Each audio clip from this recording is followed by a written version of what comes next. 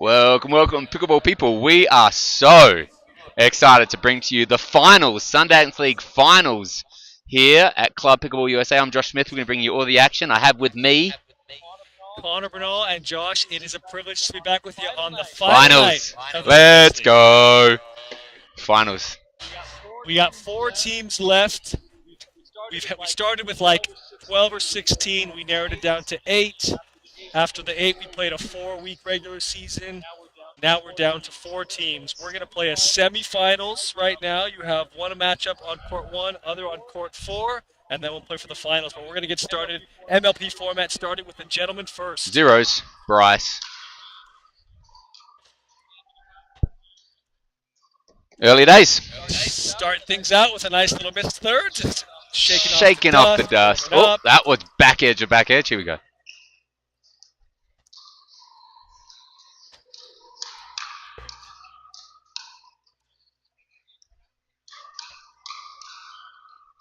My goodness. And the hands! Alright! Game time! Let's go. He came to play. 1-0. Oh, that's the same thing. Back edge of back edge. That time it skips paint. You could see it. Yeah, it was nice little kiss in the line. 1-1, Thatch. Oh, it's such a good drive. How do you adjust it? You think it's going to clip net and it doesn't even touch it. Yeah, and he had the line drive shot as well, so going middle really kind of stalls that person at the net. Oh, nice ball. Passing. Really nice angle by Bryce. Yeah, that's fire. 2-3. Same thing. That's an interesting. I wonder if we're going to see a development there. That's the second time he's missed that third drop shot. Yeah, and I'm surprised they're doing that as well, because I would have guessed that they wanted to keep Bryce back. Yeah. Bryce hit this. Oh, that one's in. So much top spin. It's okay. Hey, it's the first game of the night. People are nervous. You know, this is the semifinals. Kind of find their groove. You expect to see some of that. Oh, that's a good backhand. What an angle. That was a ripper of a backhand. Clayton going large. A lot of spin on that. 6-2. Wow. Bryce putting it way out there. For a moment, Thatcher came over to poach that ball, but let it go. I think it caught Clayton by surprise. All right, we're at 3-6. Wow, that's the third pun intended, that has now been missed. This is interesting. I'm not seeing the same. At a point, they're going to opt to drive, right? Get the ball over.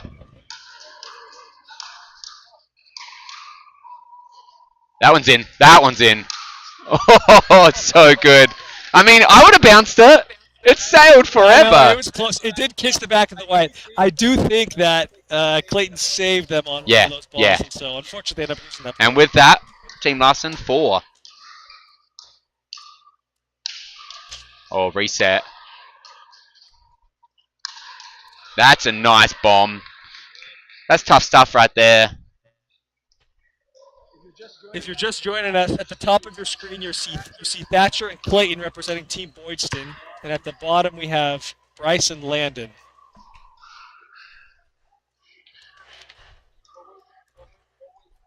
Okay, and with that, 4-8. Bryce making that third count.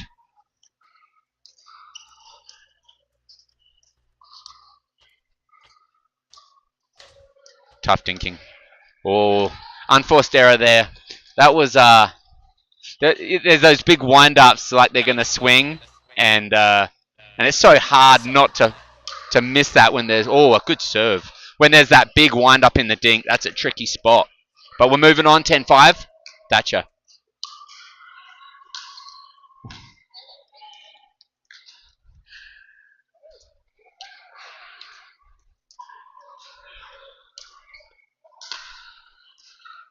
Another one to kiss. Team Larson trying to get in. Still. Oh, that one's in. Oh, great feet.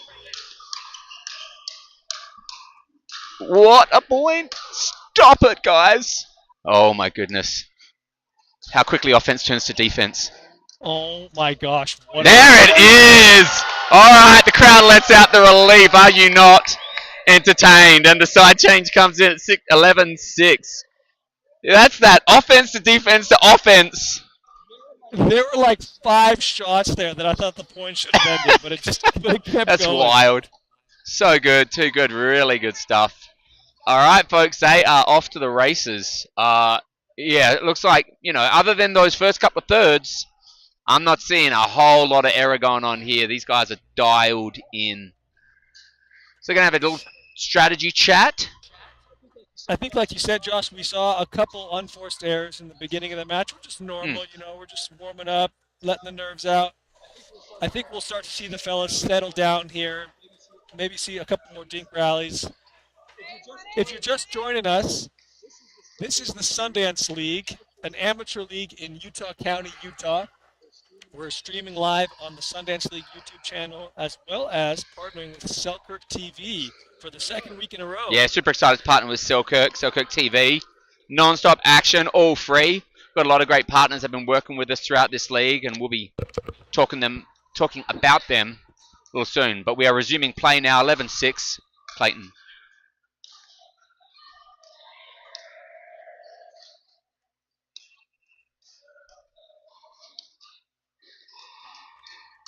That's the high one. That's the high one he's waiting for.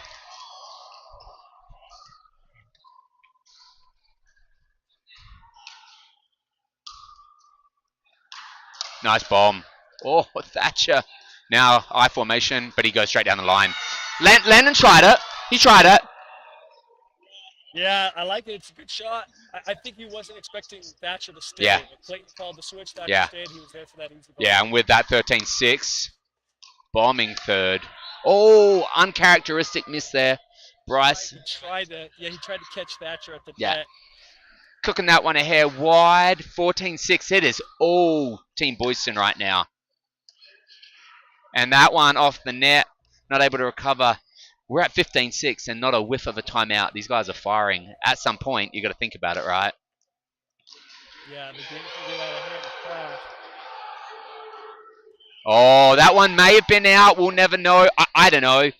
Clayton knows. Because he can tell, right? You can tell. He knows. Yeah, and Josh, you're right. I think Team Larson's going to take a timeout here. But a good time to do it. It might have, a couple points earlier might have been good as well. But yeah, I mean, what do we got here on the spread? 10 points. Yeah, 10 points rise. It's tough to overcome, yes, but it's not like they're up against the finish line already. 16, that's a ways off, and with the freeze, there's a lot of pickleball in this match. Absolutely, yeah, definitely a good time to take it. And a quick shout out, right, to our sponsor, Open Ed, who really has been our premier sponsor throughout this whole league.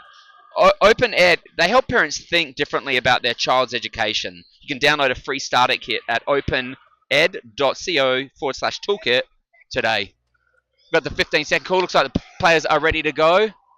16-6, Thatcher.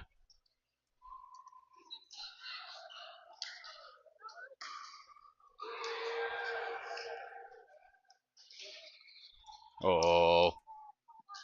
Barely on the line. Hey, he did a nice job to touch that. Great feet. Great visibility. Coming out of the timeout, that's a tough one. 17-6. Boyston's continued the onslaught. That one sails wide.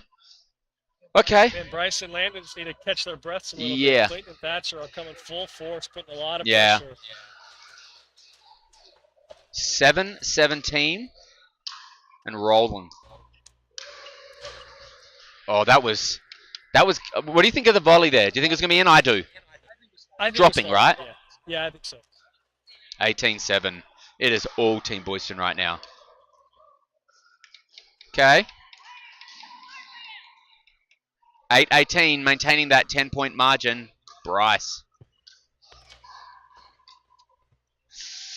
That's kind of been the burden right now, right? That missed third drop. Yeah, we've seen too many of those. It's really tough to get momentum like that. But 19-8.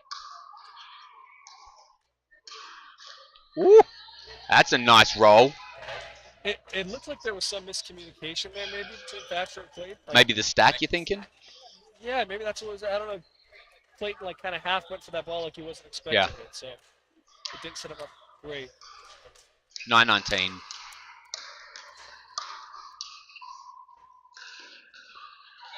No, that's a tough miss. I didn't see that one. That is a tough miss. I would love to see that one again. It was a quick call though, so a lot of confidence in the call, right? That one definitely wide, and that'll do it. Quick game, 21-9. Team Boydston.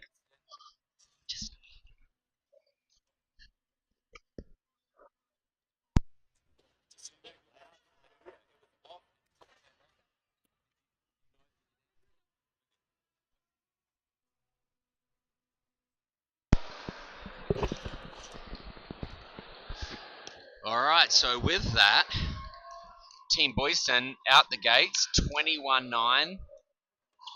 Quick lead there, and now the ladies are going to roll next. I would love to see that wide ball again. It was a quick and easy call. I'm not thinking it was. I want to see how close to the line it was because I couldn't see properly from here. And with how quickly Clayton called her, I have no doubt.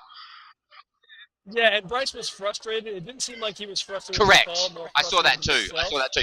Oh, let's see. Yeah, I was staying quiet there after that game because I wanted to go back and see that ball. Oh, I think Probably. it was. Yeah, it looked close, but I do think.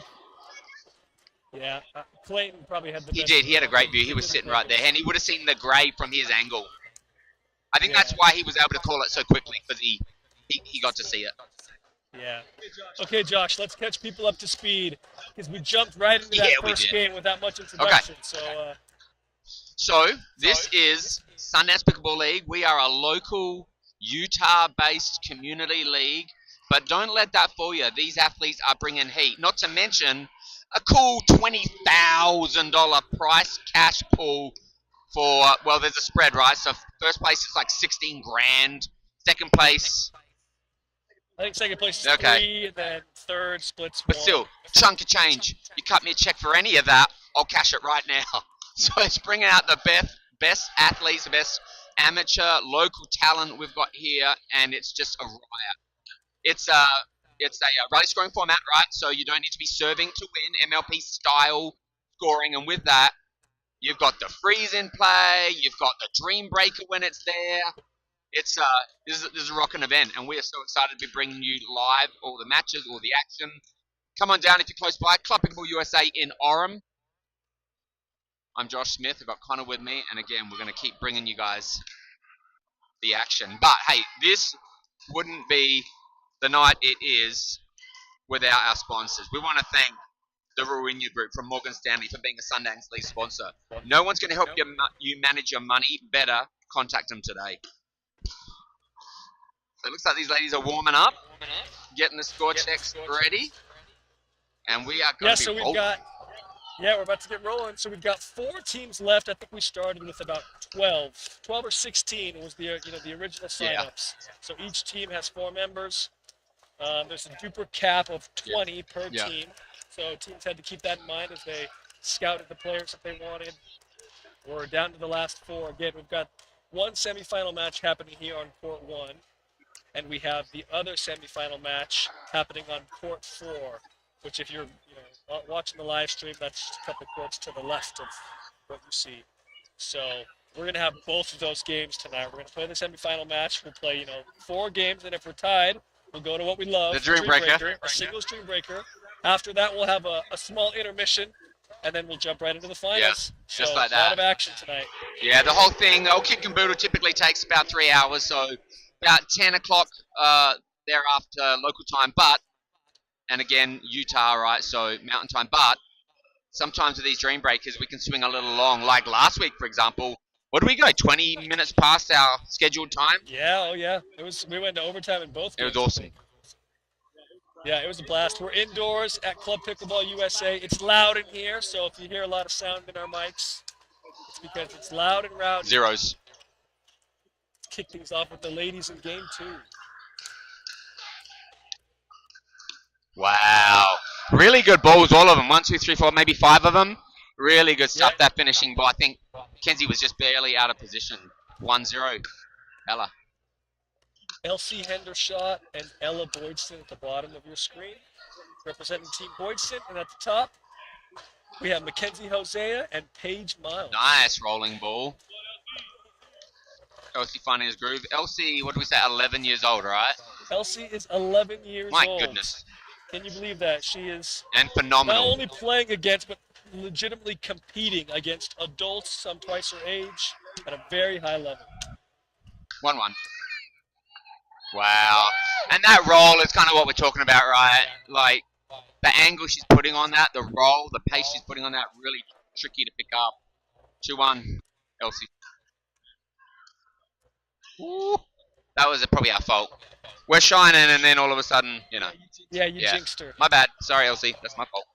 That is absolutely her shot. 2's apiece. Anything with a two-handed backhand.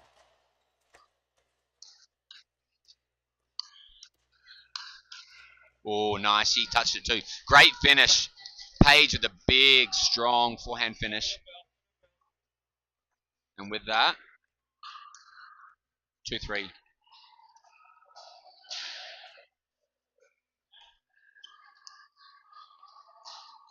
Cross-court dink action. Who's going to fire? Oh, nice. She moved it. Did you notice that? So I love that. Paige went inside foot and caught it with a half volley. Great, smart pickleball dinking.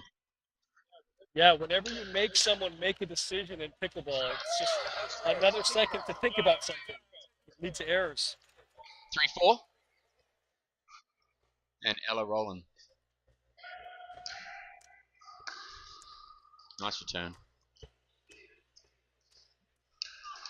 Oh, Paige going for it. From the look on Paige's face, she wasn't sure how she felt about that one. Yeah, those are the ones you speed up, and even though you win the point immediately, you're like, oh, I might not do that again. 3.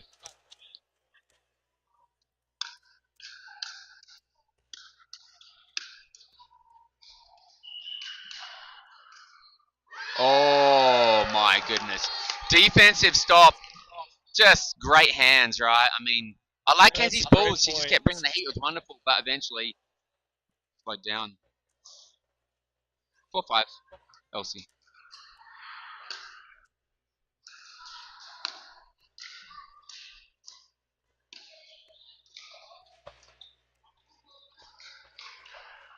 Oh, that's a good roll. Paige loaded. She loaded. Yeah, and it was just on the back of the line. Definitely in, but so great close. ball. 6-4. Paige. Oh, wow. That's that same shot. She's putting it on that angle, and it's wide, man. It's hard to touch that action. Team Boydston, 5-6.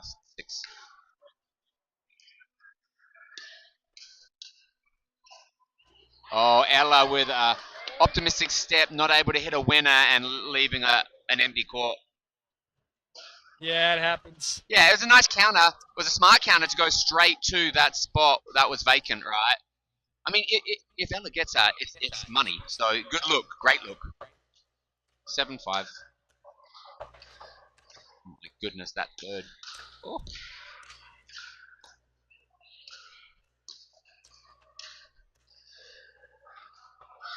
That's a nice stop. Hey, she got a paddle. Yeah, and I like Paige return that one, that cross court that Elsie's been rolling. I think they're dialing them in. 6-7, Elsie.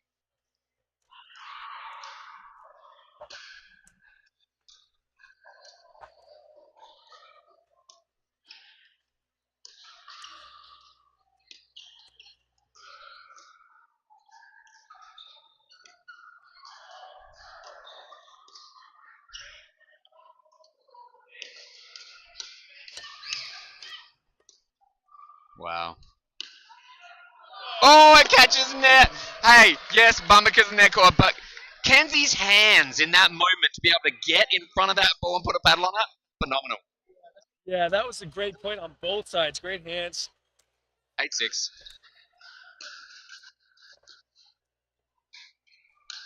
Oh, counter. Oh, it fouls long. I like that bolt counter. Paige stepping in, going, yeah, watch this. That's good. Yeah, and a lot of times you know, you've heard Ben Johns talk about having a righty lefty combo because you have two forehands in the middle. But with Paige's backhand, it's almost as if you have two forehands in the middle. She can rip it. So with that, 7-9. Team Boyson to serve. Little chatter behind the paddle.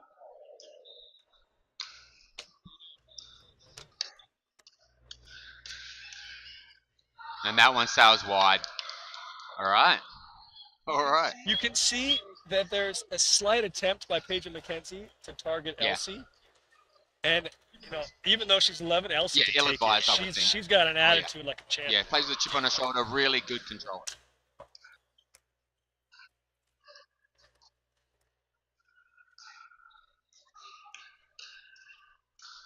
Case in point. Great stuff. All knotted up, 9s apiece. Is anyone's game. But I'll say this team Boyson able to claw their way back into a tight up ball game. 9s. Ella.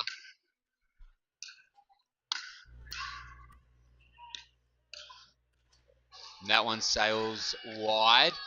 Elsie, no doubt, saved her on that. Yeah. She knew it. So. Ella was calling it. 10-9. Paid.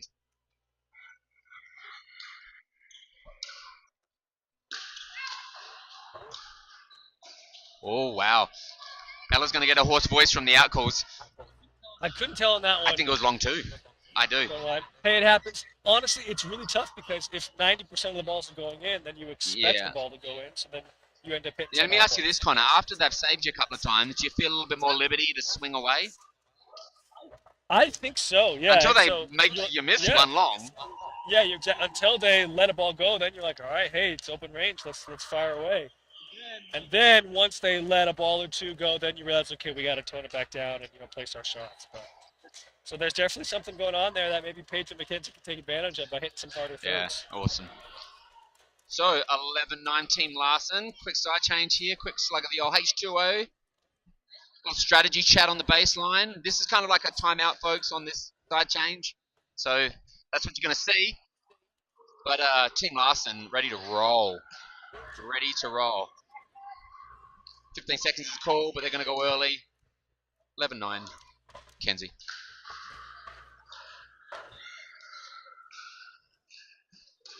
Yeah, tough. Off the net, right? Kenzie giggles. She laughs it all. I love it. Yeah, that's cool. I like to see that, though. 10-11. Healthy. Wow. And finishes it up with that. See, that's how to stay loose right there. That's nice. Absolutely. It almost seems like having a strong two-handed backhand as a lady is a must-have nowadays. Yeah, for sure. 12-10.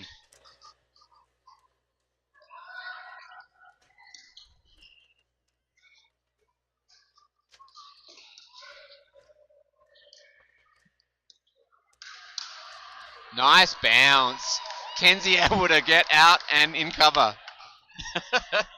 Elsie's right there. She's right there, just a little late to hit it.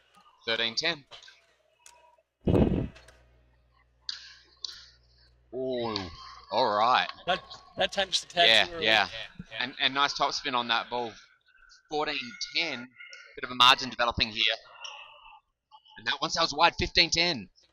Tap the paddles, no timeout being called. And Larson are going to take every bit of this momentum. There it is. I spoke too soon. I think for sure. It had to be done. It was a 2-point spread at the changeover, and then they get 2 or 3 points just now. Yeah, and it's the way they were getting them too. It's not like it was battling and it just went unlucky or a net clip here and there. No, it was a missed serve return. It was a relatively high drive hit into the net, dumped one in the net. It was something else. Yeah. We had that one dink where Paige sped it up. So, that's. I'm not going to say unforced errors, but there's like you can benefit from pausing and just having a chat, reassessing, getting the adrenaline under control. And Josh, there's $20,000, $16,000 on the line for first place, it's right? legit. So this is not just your normal rec pickleball that you can just go figure it out. You got to play strategically. You got to take your time and think about, hey, what are we doing? You have to be very intentional with this kind of pickleball, because otherwise, there's a decent amount at stake. Yeah. Yeah, and we'd be remiss not to shout out to Marriott Hotels as well. We'll get you an update on those in a moment. We're going to fire away. 15, 10 Larson.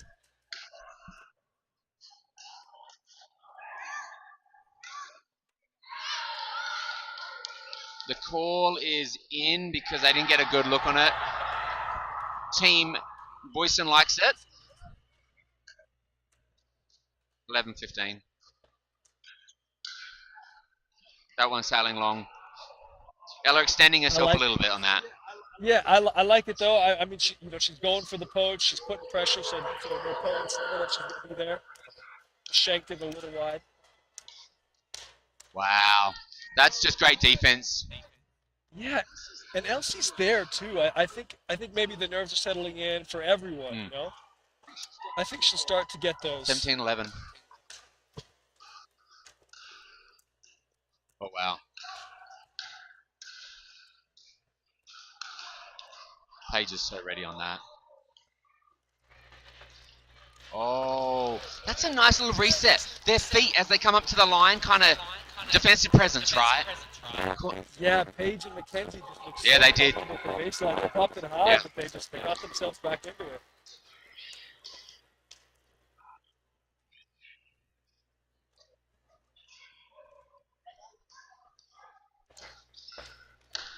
I like that. Elsie got the one she wanted in the dink.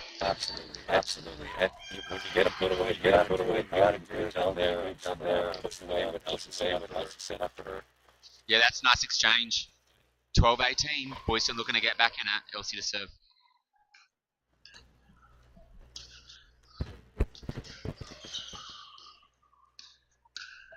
Oh, Ella with a misdirect. Is that what I just saw? Yeah, she can really deceive that backhanded shot. 13-18. Ella.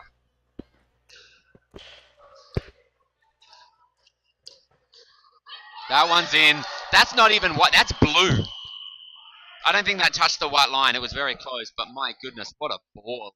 Nice. Ella with confidence. She knew the moment she touched it, you could tell. 14-8. Elsie. Good third. Nice, tough. And there's a spill on the other side of the court. And we're going to take a second and roll. 14-9.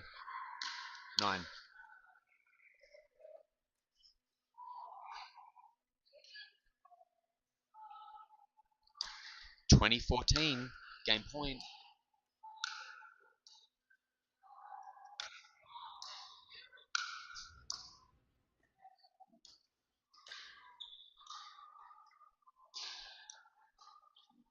What a dink match.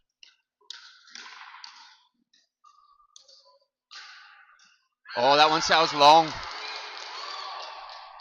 A fantastic lead by Elsie there. That's a great point. 15-20. Looking to get back in this thing. Oh, and that will not do it. Okay.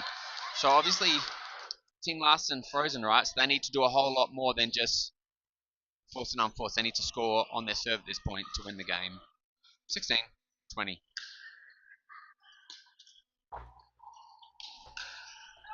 Oh, bringing pressure. It's a ripper of a third by Elsie. Way to set up her partner Ella for that put away. 17-20.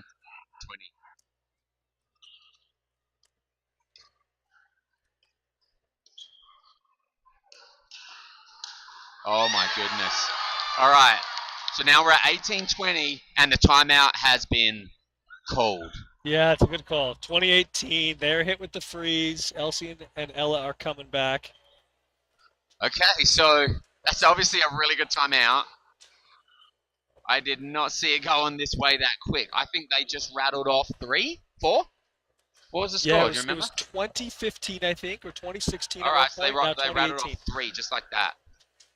The decibel level has dropped a bit here at the club because there seemed to be a serious injury there on Yeah, it looks like a little... Looks like it's being taken care of. But... Yeah, hopefully she's okay. 18-20. For that third. My gosh, those thirds by Elsie have so much spin on them. Oh my goodness. That's the side out they needed. Okay. 2018. Game point. Chance to quell this run. And move it on to the third game.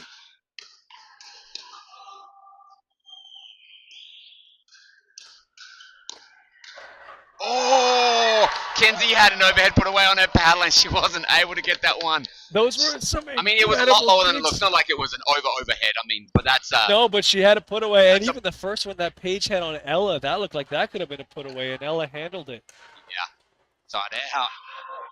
Okay, the freeze is hurting them because they've just won twice, right? This is their last shot here. They really need to get it done on this one to retain.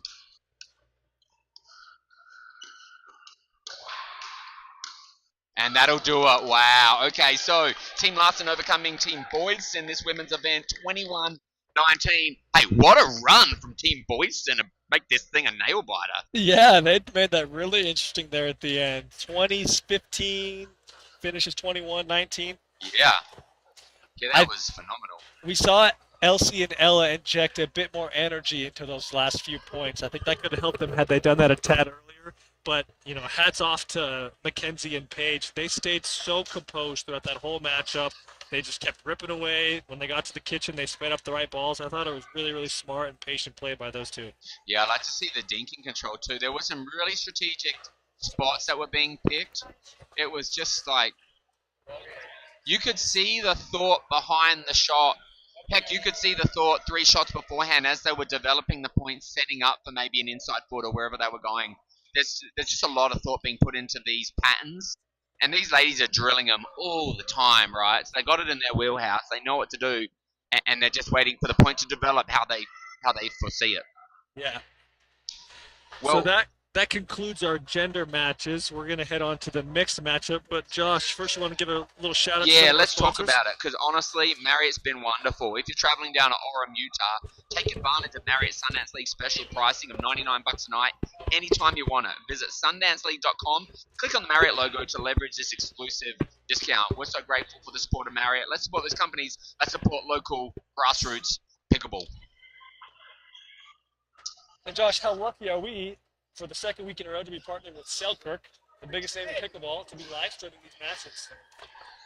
Yeah, that's been a wonderful partnership, an opportunity to get this content out to a broader audience. We're really pleased with that, and obviously, you know, with a platform like Selkirk TV, right? We have the chance to reach all of those viewers. We're really grateful. Those guys have been awesome. Yeah, we were super excited when they reached out. They had just been watching our YouTube live stream, wanted to get involved. Selkirk has always done such a good job of supporting grassroots efforts. We mentioned it before, but you know, I have family in Colombia, and I go back and visit, and I found some pickleball in Medellin, Colombia, and the people that were playing there had been donated paddles by Selkirk. And what a great way to support the sport, not only in the U.S., but also in countries abroad. Yeah, once again, let's support those companies that support local, grassroots, community pickleball. We're so excited about that partnership, so thanks, guys. Selkirk, we are pickleball.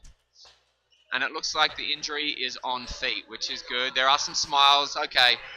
Yeah, I Good to didn't see exactly what happened, but 2 courts down, it looked like someone took a pretty nasty fall, maybe ACL or something. And so it kind of, I think it jarred a bit of the players. I think so too. Was the paddle had a really loud clap, but again, I'm seeing some smiles now, which is good to see. You never want to see someone get hurt like that. I mean, it's pickleball, man. That's a real shame. Yeah, she's being she's being carried off the court right now. I'm guessing they're going to go to the ER and get that thing looked at. They seem to be laughing in a good spirit. So yeah, I see smiles. That's encouraging. Prayers go out to her. Looks like we're going to see Thatcher and Elsie partnering up in the mixed against Mackenzie and Landon. Nice. Yeah, this is tied 1-1, right? Yes. Yeah, this matchup's been amazing from the start. We got to see. I'm trying to think. Was it last week or the week before? We got to see this matchup, and my goodness, it was a riot. So I was doing some texting earlier today, and I wanted to learn about the seedings. We have the number 1 team here, Team Boydston. This is after all of the regular season play. They came out with the number 1 ranking, and that was based on wins, losses, and also points scored throughout the regular season. So Team Boydston came out with the number 1 seed. They, I guess, got to choose if they wanted to play the 3 seed or the 4 seed. They elected to play the 3 seed, which was Team Boydston. Sorry, Team Larson. They could have played the 4 seed, which I think would have been Team Hall over on court 4. Yeah. Smith. So Team Hall, which seed? The second? Team Hall is the 4 seed. Got it. And they're playing the 2 seed, which is Team Smith. Yeah, okay. All right. So, normally you see a 1-4 and a 2-3 matchup based on the seeding. Yeah. This is a little different. So maybe a strategic move by Team Boydston, wanted to get that matchup. Maybe they saw something. But we like it. Oh, do we like it?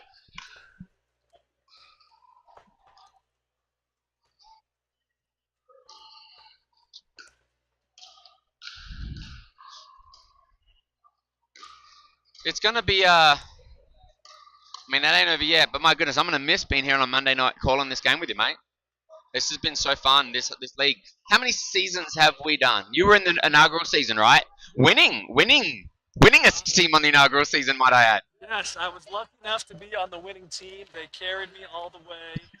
That was the first season. Also, 20 grand was on the line, so it was a nice extra paycheck. Payday. Season 4. What a season it's been. Zeros. We're rolling.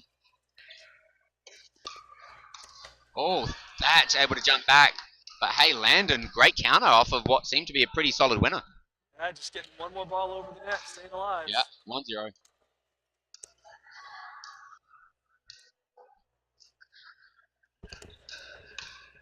Yeah, it's a good setup.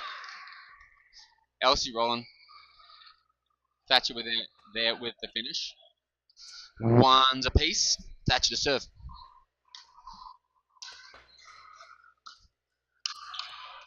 Oh, that's good. Landon went right at him. Yeah, he did, and I think it was the right shot too. because, Thatcher's just so fast. He's just so fast. You got to know it's coming back.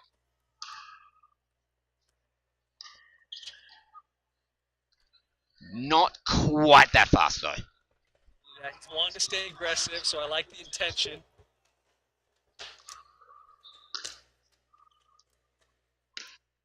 That one's sailing wide. Elsie overcooking it. But that roll, that two-way roll, that's her wheelhouse. That could be a best shot. That's Elsie's shot right there.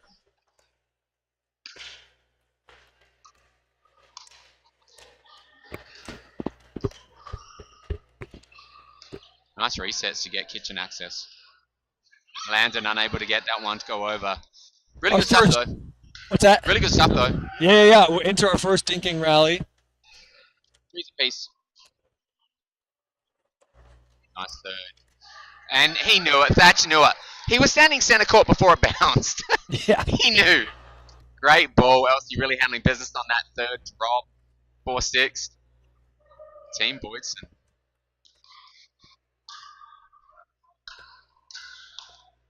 Oh. And this is a different dynamic, right? Because since Landon is a lefty, now that mixed dynamic is different where the fellas are facing each other straight up and the ladies are straight across from each other. Usually you see it flopped if everyone's a righty. Nice speed up. Really good shot to Landon's backhand by Thatcher.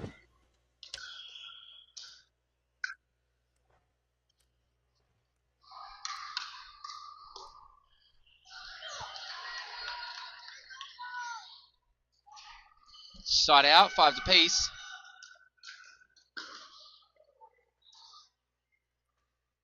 Oh, just wide. I like that she went for it though. Yeah, I love that Elsie's always hunting for a speed up. She's always looking for a ball to speed up instead of just staying in a dink and waiting for someone to attack her. Wow, big third. Oh, clips net for good measure. That's a nice little gift from the cable. Sorry, not sorry. We've all been there. Yeah, for real. More not sorry than sorry, am I right? Absolutely. 7-5.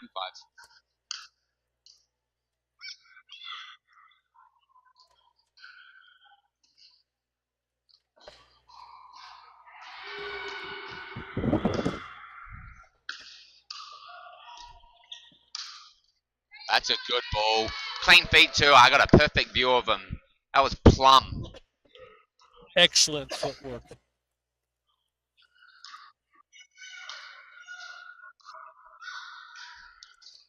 Elsie lets that one. Yeah, it's a really good sail. return by Elsie. Keeps landing on his back foot. Still anyone's game here before the changeover. 8-7. Oh, that one sailing long, right? I don't know actually. I Where think did it was hit him? dropping. Chest? But it was dropping, huh? I think it was. Yeah. 9-7. Team Larson. Oh, clipping that again. That's tough. That's tough. He slid. He slid. He knew. Did you see him coming in on that action? Yeah, he did. And if he missed a few of his thirds in the gentleman's game, he's now drilling them in this mix. Especially. In.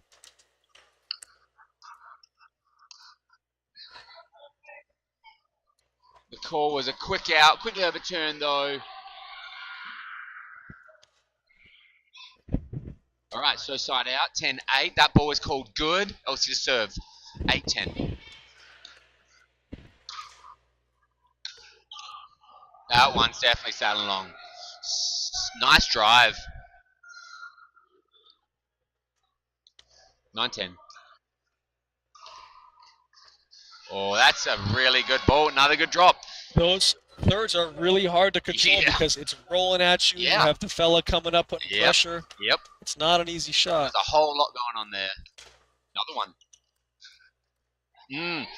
Was that Kenzie that hit that?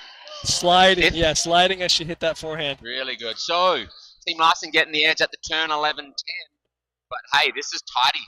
There's nothing, I mean, I'm not seeing anything really glaringly obvious. It's just good high-level pickleball. These thirds are phenomenal. There's a lot of points being made on the third. Yeah, seriously, when you have someone that can hit a third really strong with good topspin like Landon or Elsie, it allows their partner to come up and put so much pressure on that fourth shot. So we're seeing points end quickly because of that. Yeah.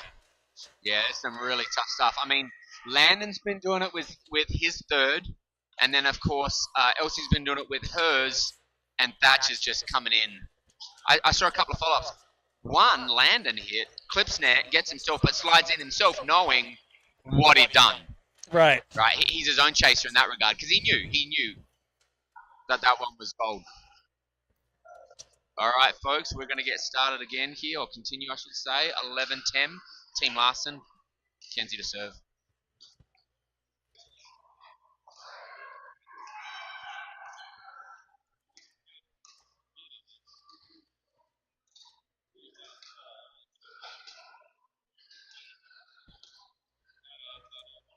Waiting to see who's going to fire first.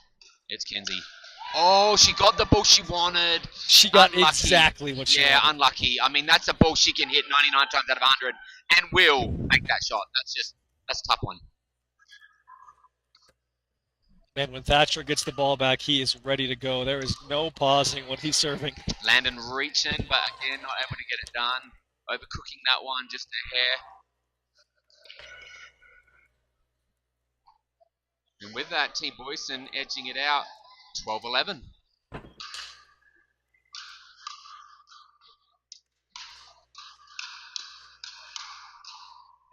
Oh, gentlemen getting it done in the hands battle.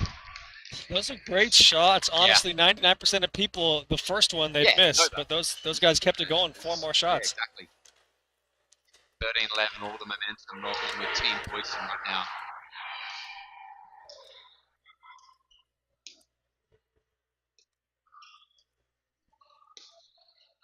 Oh, tough spot. Thoughtful spot. She went to her back foot on the side edge, on that sideline. Yeah, really good control. I like that. To keep that ball in. 12-13. Team Larson looking to get the lead once again. Wow. Elsie. A huge problem here for Team Larson. 14-12.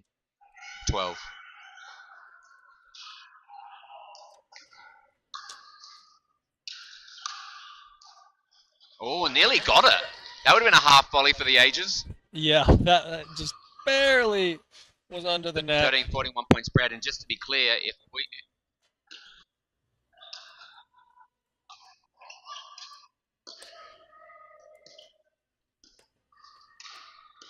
Oh my goodness. Oh, where he wasn't. Stop it, they're in. Oh my goodness, Kenzie! There it is. That's the one she wanted before. That must have been Yes. so, what's the word? Vindicating, yes, yeah. like to be able to get the one you wanted. I love that she went for it again. Tied up 14. Oh, that's a bomb drive. And what I was going to say too in the last one is Mackenzie is so good in transition. Yeah. You never see her miss a drop. You never Right. see her miss a reset. Right. Her percentage of getting to the net has got to be like 80% or better. Little over eager. Yeah, it wasn't quite there yet, and he was extended. He was fully extended, and that's what left the paddle flex so open. 15s.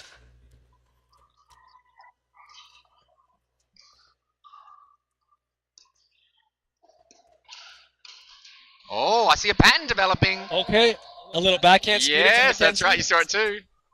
Yeah, that time it was Landon for the finish. It's going to be interesting to see if they adjust, if Team Boydston adjusts on that. 15-16. Landon.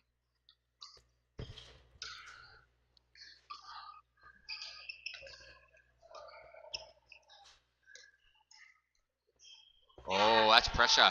Tied up, 16s apiece. Now, remind me, if Team Larson wins this one, we got ourselves, is that 2-1? 2-1. Kenzie to serve.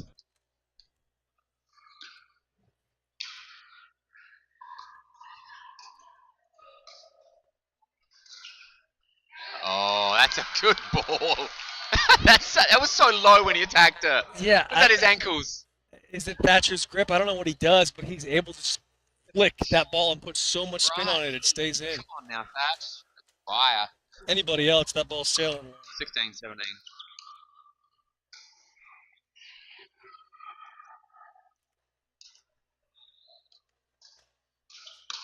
Oh, that's good attack. Elsie not wanting that. I don't think she wanted that to develop into the dink. Yeah. That was a good ball that she went for. Maybe she opted to speed it up so that Mackenzie couldn't get her backhand speed up again. Yeah, that could be their response to what's been happening. Ooh. That one they sail. Okay. Yeah, that's a little heat check. That's all right. Good lead. It's a good lead. Yeah. 18-17. The finish line is within sight. Landon.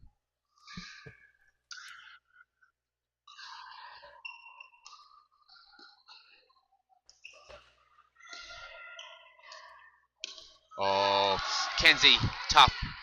It's a good take, great take. She's done everything right. She's gotten herself multiple times to the right position, and then just a couple of those. Yeah. The good look for her. The finish. 18 apiece. Oh, that one very long. Landon just missing that open. Okay, with that, Team Boydson takes the lead 19-18. Game point Eve, 19-18.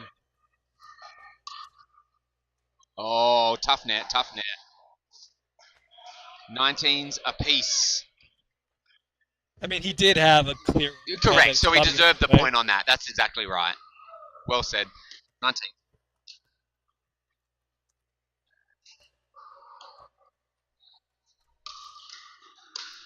Oh.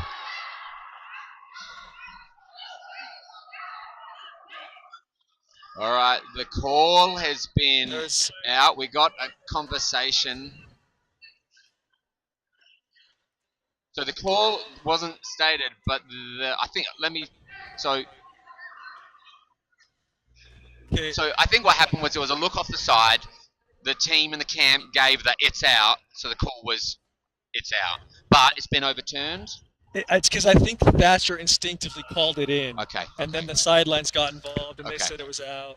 So we are calling that ball in. In any event, 2020. The freeze is finished. Got to win by 2. Wow. All right. 21-20. Game point right here.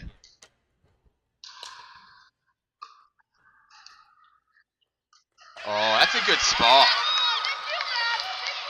21s apiece.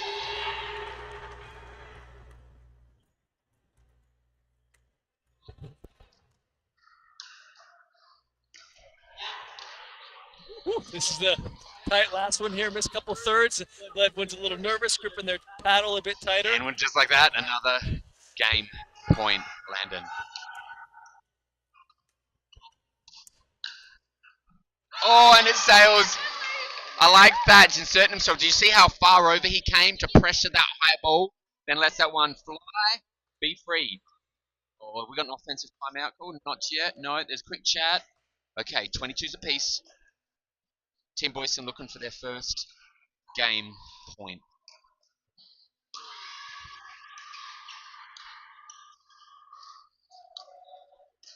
And they get it.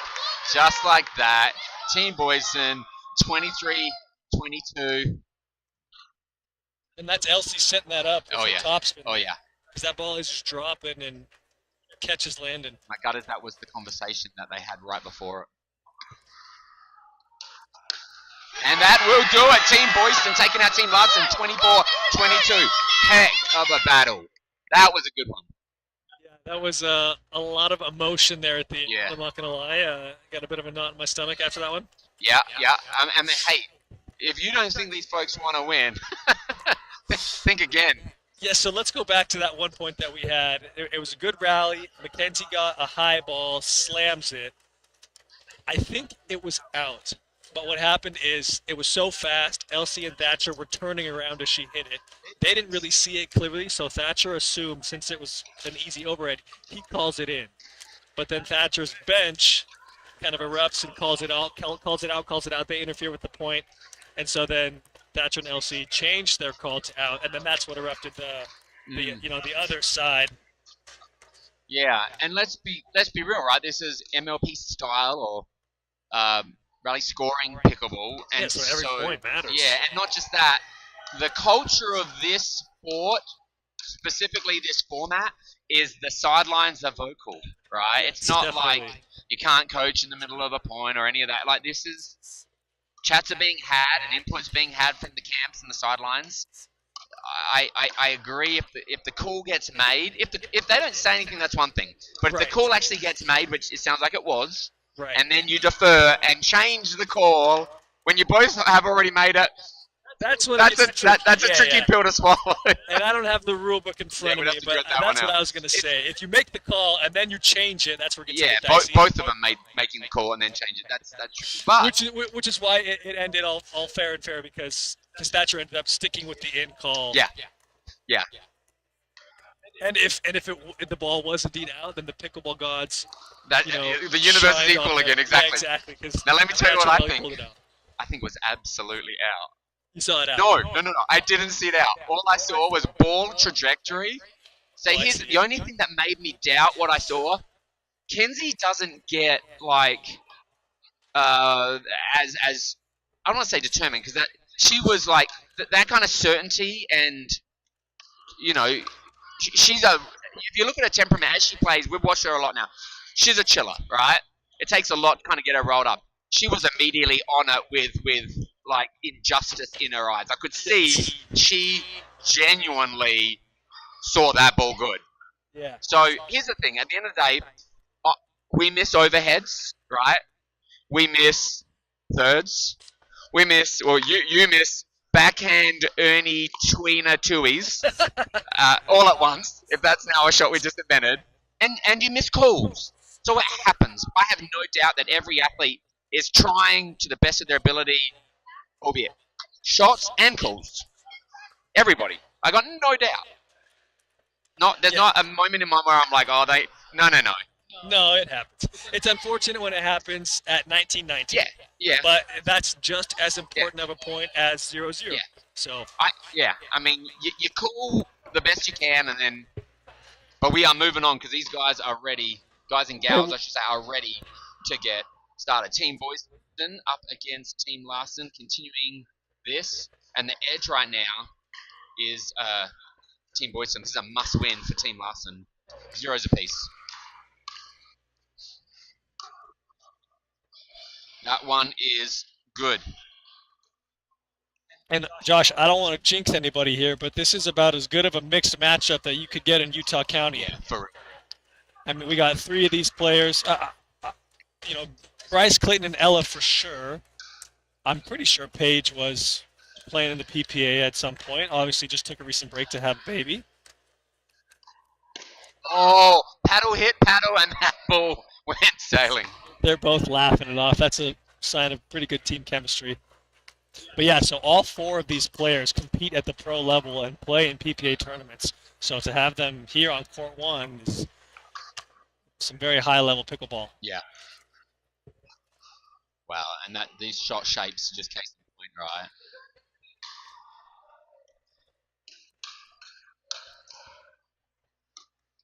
Oh, nice flick. Bryce able to speed that one up off a dead bounce. Not a dead bounce, but like... No, it was a good exchange. Yeah. It was kind of just like an off speed. It wasn't as fast as it was a semi-dead bounce, we'll say. 3-1. Bryce.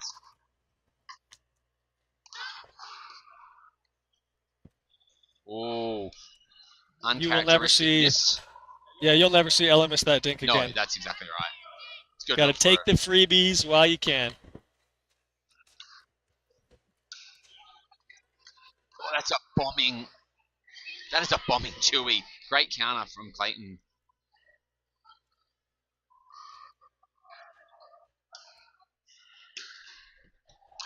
Ooh. Okay. Okay. Little nod. All right. Josh, we've talked about it a couple times before, but I think the dynamic in mixed is also one of the most important things, is the chemistry that you have with your partner. Yeah. 5-2. Wow, okay. 6-2. Team Larson getting a much-needed spread here. Obviously, Clayton and Ella, brother and sister, they played together a long time, so they know each other. Same with Bryce and Paige, though. While not siblings, they still have a lot of experience playing together. So nice roll. See Ella's forehand there, kicking it over, making it really, really tough. Oh, now second time that's happened.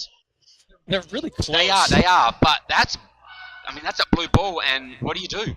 You're gonna think twice. Okay, it doesn't rain, it pours. 8-3. Team Larson getting all they need right now, and I'm expecting a timeout if Boyson doesn't get under control here.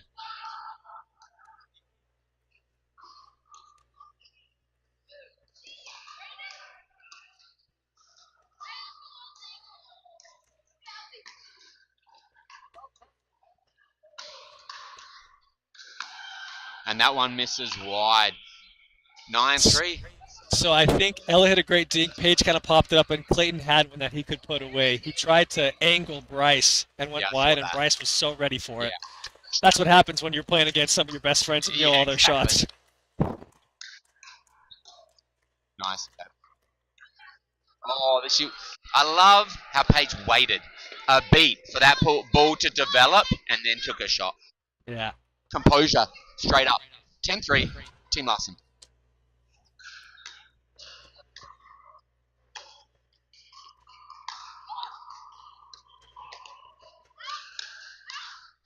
Oh, catching Bryce.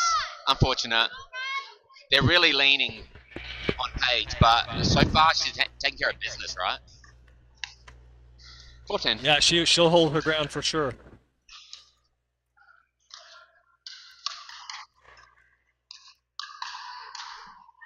Good ball.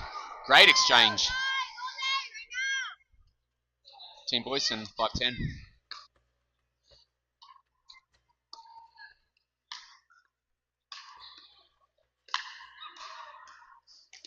Thoughtful dinks.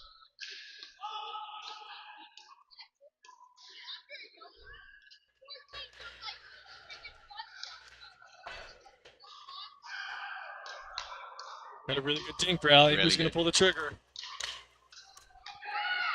That one's high. Oh, I believe Paige touched it. Yep. Oh, she did? Yep. 6-10. Yeah, I thought that was long. It was. I didn't even see the ball change trajectory. I just saw her concede. Oh, Bryce had it. He did. He had it. Great look. Yeah, he was there. 7-10, just like that. It's all Boyson's right now.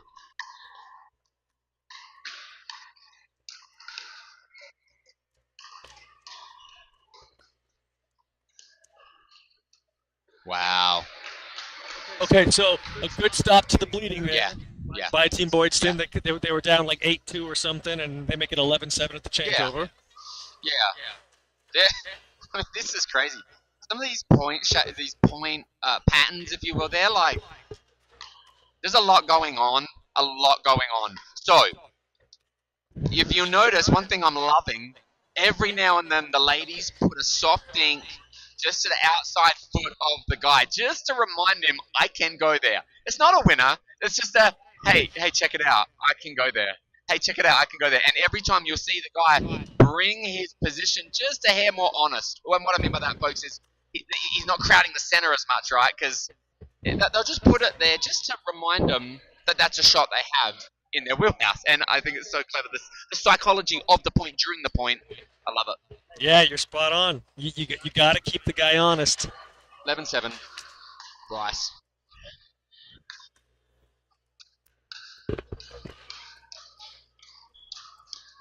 Oh, wow. Getting that first point out of the turn. 12-7. Page. And that one sailing long. I like that loose, a laugh, Dana, and moving on. Yeah, That's a great way to vent that frustration. 8-12. Nice third. Tough fourth for Page in that moment. 9-12. Boyson looking to get closer. And that will do it. Yeah. Bryce floating that fourth a hair high. Nice little flick like Clayton. Yeah, he was on the hunt for it. Right, put that one a little too high. Great fit. 10-12.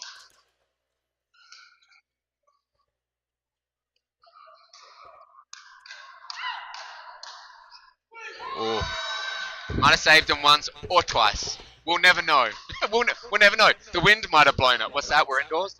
11-12. Clayton.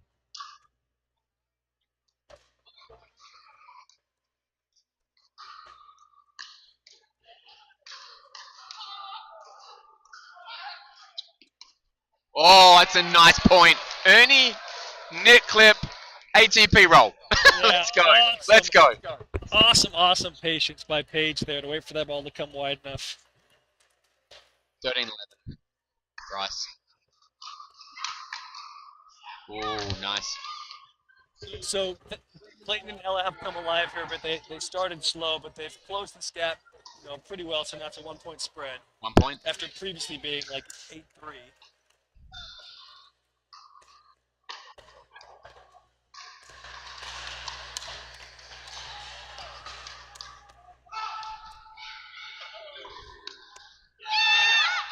The call is wide. Quick call. 14-13. Excuse me, 14-12. I think it was. Yeah, looking at the replay. Yeah, there wasn't emotion. It was very matter of fact. That was. That one's very in.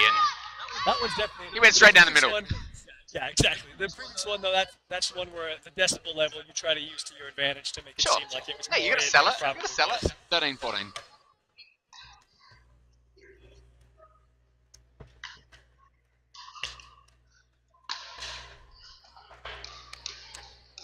Oh, tough net. Good roll. And with that, we are tied up. Now, this is a must-make for Team Larson to stay in this and to get a shot at the 16 grand.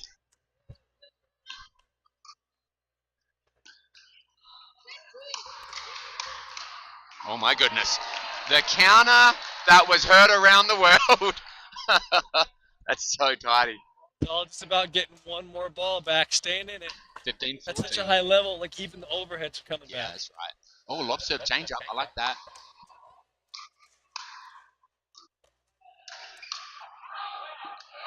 Bryce swinging. 15s apiece. The 21-point finish line is quickly approaching.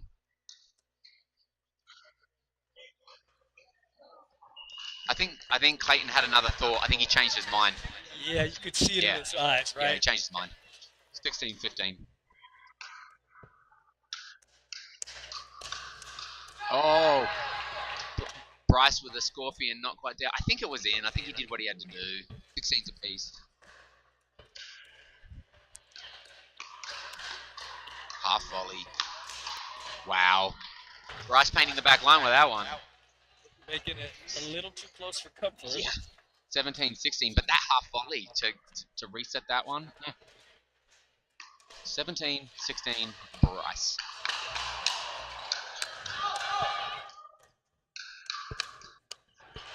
Wow. These shots have gears, right? It's so hard to change the pace Yeah. too, and you're like, okay, it's been Third fast. gear. Let's try and slow it Not down. fifth gear. That's always the hardest reset.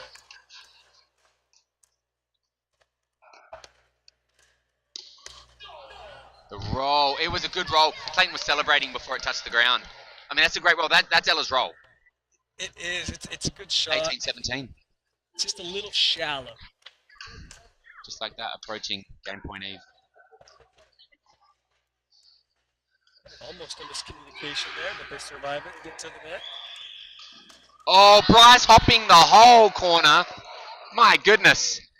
That is a signature, Bryce. Jumping all over creation out there. What's he doing up there? So with that, game point Eve to stay in it.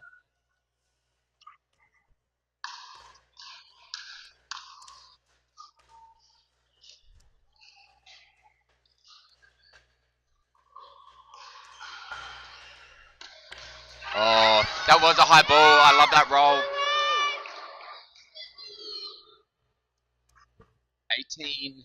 18-19. Big moment. Point right here.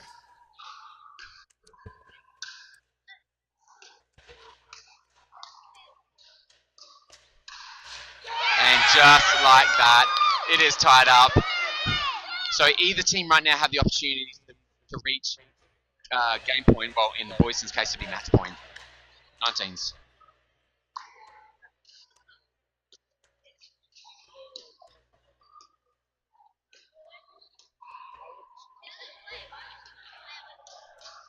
And that'll do it. Team Boyston getting the coveted match point. 2019 right here, right now for all the marbles. Oh, quick timeout. Smart timeout. I like that timeout. That's a great timeout. That's a genius timeout right there. That's a fantastic match point. This is obviously enormous, so Bryce and Paige want to take a second to think about what they want to do, just cool off. All they need is one. That's right, to tie it up. And they'll tie it up, and then, we'll let the freeze do the work. 2019, Battle of Ella, match point. And the greatest timeout in the history of timeouts was just called 20s a point. All right. That was one where I think Clayton changed his mind again. Yeah, I think so. He was maybe going to smack it, opted to slow it down, and got caught off guard. Oh my goodness. Oh, it goes wide. This is their second match point of the evening, 21-20 on Clayton's battle.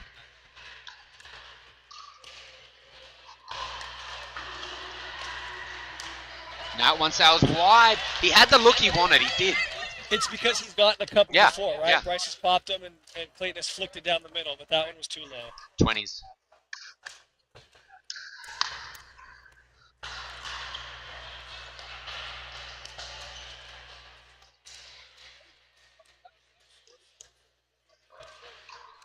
There it is.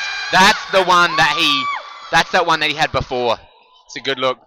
22-21, third match point could it be? Their turn right now. And it is, ladies and gentlemen, Team Boyston taking out Team Larson.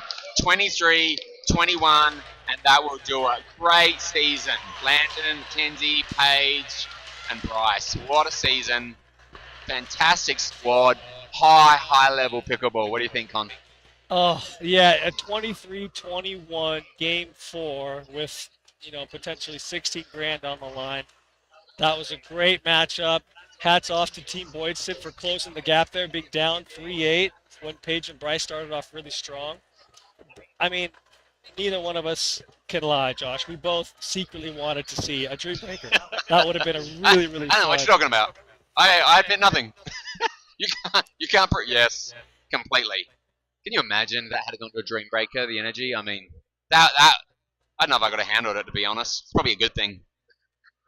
And I don't think most of these people, how often outside of a professional league do you get to play for some serious money? Yeah, that's right. You don't. Yeah, Sundance is just, this has just been the coolest league, bringing real opportunities to. I mean, yes, they're phenomenal pickleball players, but at the end of the day, it's not their full time job, right? They're not touring pros. They're not on the PGA Tour. PPA. I said PGA. They're certainly not on the PGA Tour. The That would PPA be Tour. impressive. Yeah, that would. Multitasking at its finest. But they get this opportunity to play for some serious money, and we're obviously going to see all of these players again. Fun stuff. Really good stuff. So that's the semifinals right there. We have the finals coming up, and we still have on court 4 the semifinals going on. Team Smith and Team Hall, they're going to Oh my Dream goodness, Breaker. there's a Let's see Dream if we can Breaker move down them over there. to court 1 to get the action over here. Josh, I'll be right back, see if I can make that happen.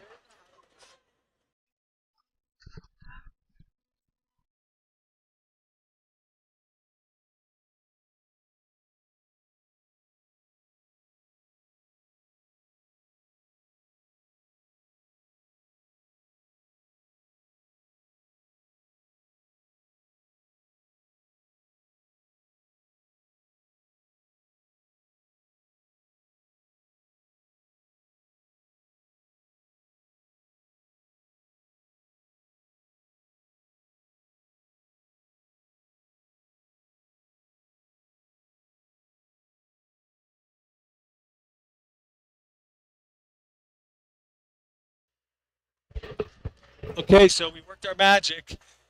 Court 4 is going to be coming over here to finish their Dream Breaker in the semifinals. So we're going to get a nice little overtime action.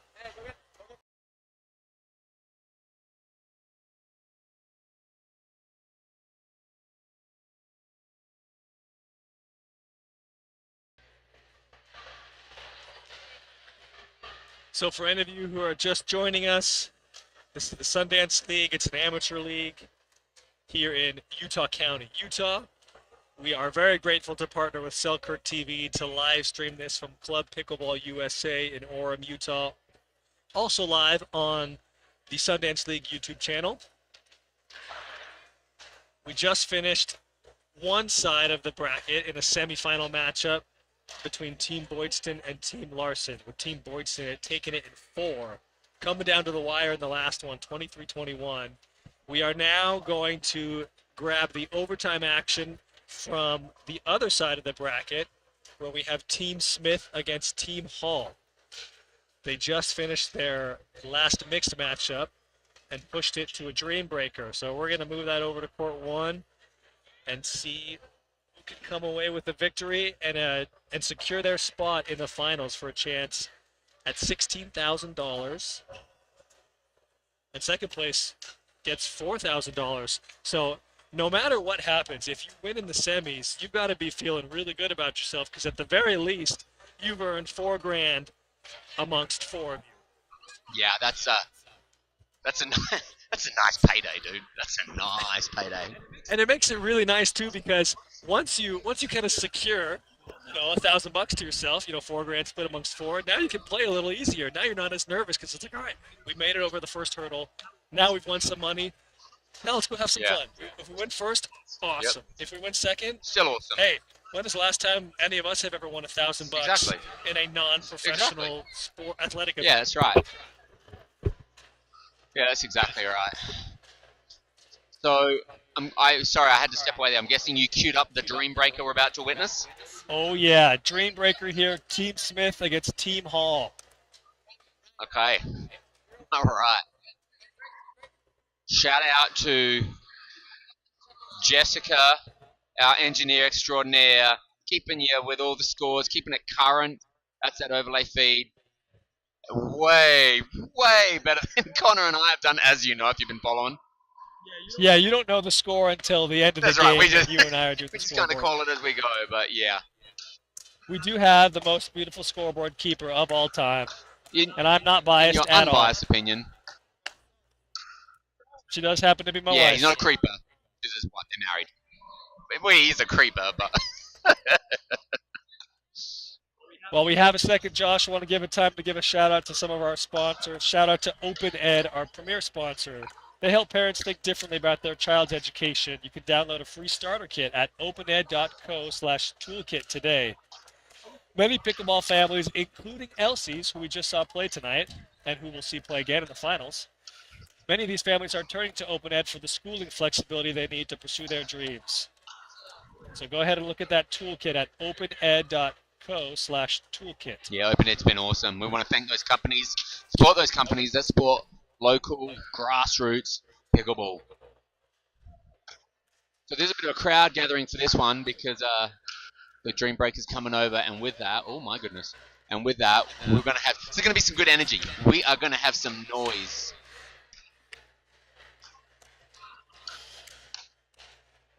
Just a little shout out to the Utah pickleball scene.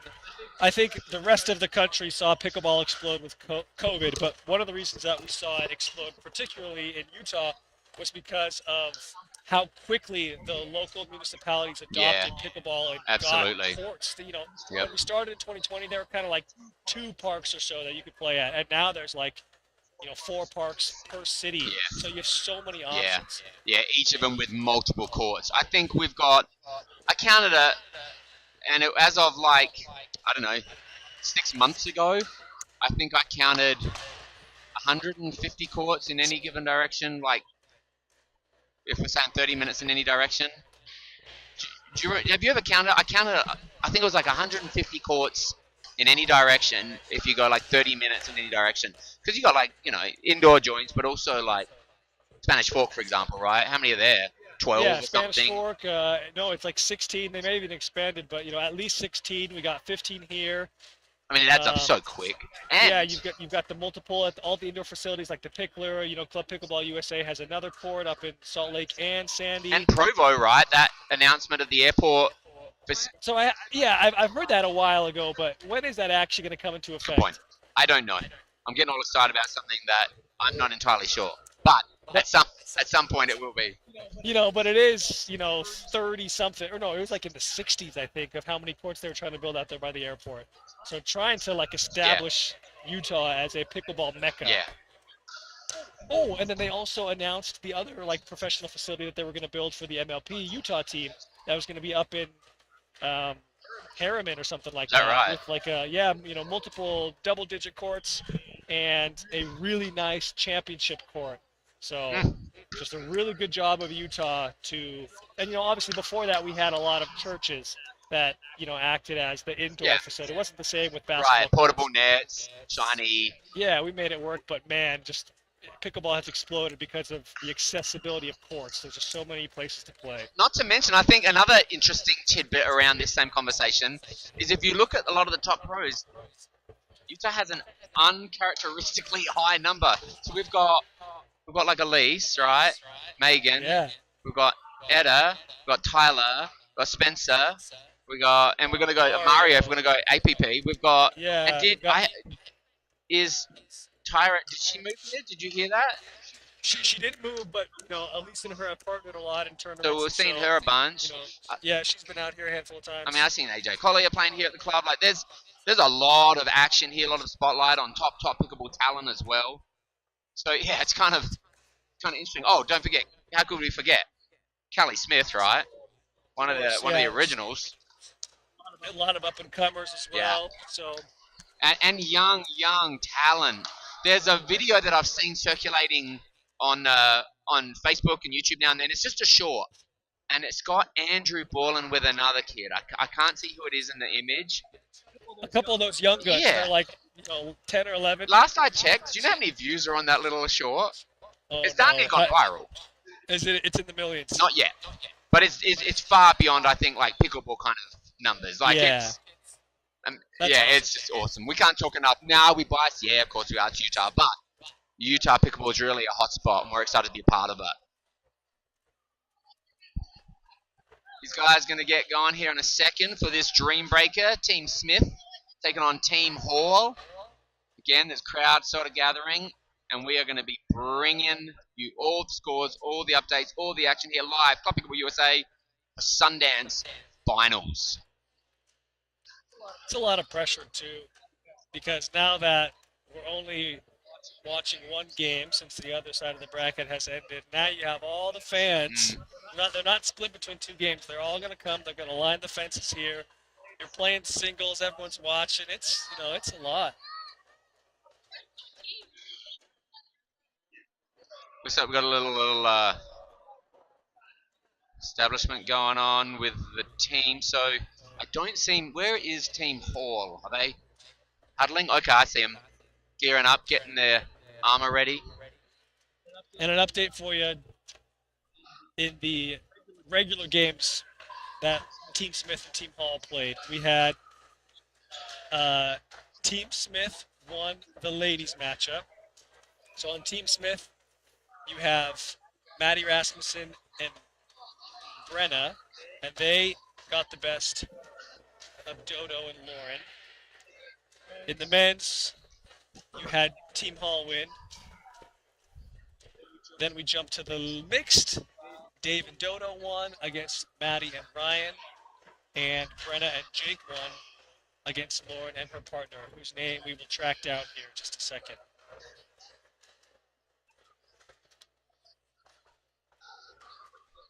We've got a minute here. Shout out to our sponsors again. We really couldn't do it without them, right? Open Egg, our league's premier sponsor. They actually have an amazing podcast for parents who want to think differently about their child's education. Check it out on Apple or Spotify. While these teams kind of get ready here, my friend Connor, David, he lost his ID. Now he's just Dave.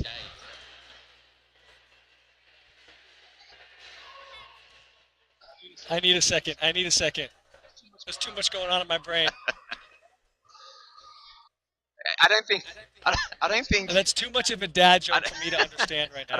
I have side. I am a father. I don't think any bad pause joke is complete without the dead air right afterwards. Well, I mean, unless you're gonna bust out something else. Crickets. You deserve that. Yeah, I do. Like, for example, I only know 25 letters of the alphabet, but I don't know why. Oh, Josh. Oh no. Hey, I apologize. We got a little time to kill. Looks like we are gonna release you guys from this awful dad joke moment. These players are looking like they're about to get started. I think a lot of the delay is the strategy, right? Because each team developing, there's a ton of strategy that goes into the way these Dream Breaker matches are structured. Teams, you remember, the first one picks the matchup, and the second team picks the order. How's it work, Don? Yeah, so you flip a coin, at the beginning of the matchup, heads or tails. The home team gets to decide the mixed matchups that they want. So the one team would put forward what their lineup is going to be, and then one team gets to respond to that. Well, it flops in the Dream Breaker. So the away team gets to decide the matchups, and there's a lot of strategy involved here. How you want to present your lineup. The way the singles Dream Breaker works is, one person from each team will come out and they'll play each other for 4 points. And after those 4 points, both individuals will step off the court, and you have 2 new people to step on, and you just do like that, rotating it in. Alrighty. We got a little MC. Let's go. Yeah. Let's go. Get some emotion injected here. So it looks like we have a referee for this match, Dream Breaker, who will be watching, I'm sure, foot folds and listening for calls. But we are getting started, folks. Official time in 0-0, David. Alrighty, let's kick it off. And that's a start, just like that. Ryan with his signature yell. 1-0. Our mics didn't catch that, but they almost did. Wow. Nice third. Big bomb. 2-0.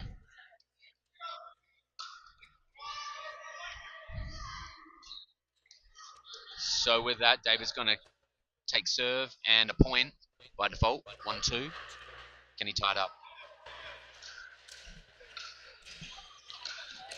And that's a nice passing shot, and he does. David ties it up. 2 games each.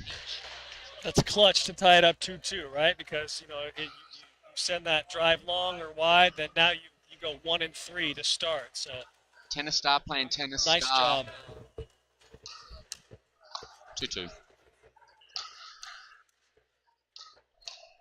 Nice spot. Great spot.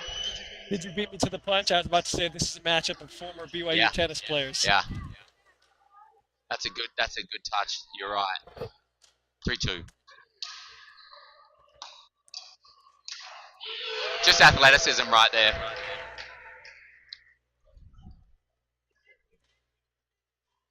Four two.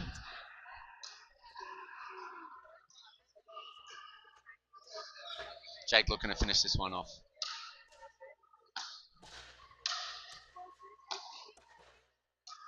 Oh my goodness. Oh. Wide, right? It was just wide. Those are some really good ground strokes though by Dodo. I thought she got that ball in, but it was indeed wide. 5-2. Good serve. Oh, nice ball net. Dodo's saving it with a ball net. Net cord. Came in clutch for Dodo. It's going 1 and 3 is a lot better than going 0 and 4. So 3-5.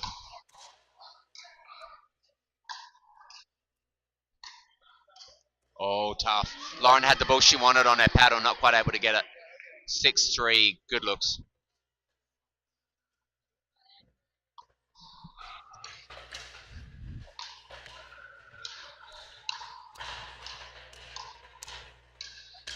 That's a nice passing shot. Really nice placement. In singles, it's not about the speed, That's right? right. Obviously, if you can get some mustard on it, you can, but it's all about the placement. 4-6.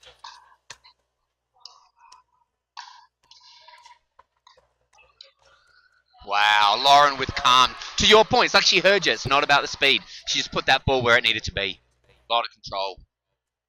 5-6. Lauren.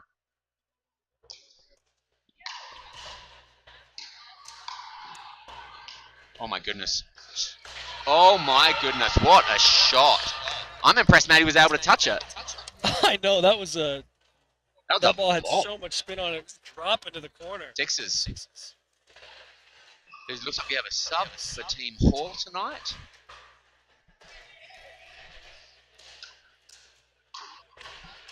Tough ball, long. Brenna shaking that one off. Uncharacteristic miss.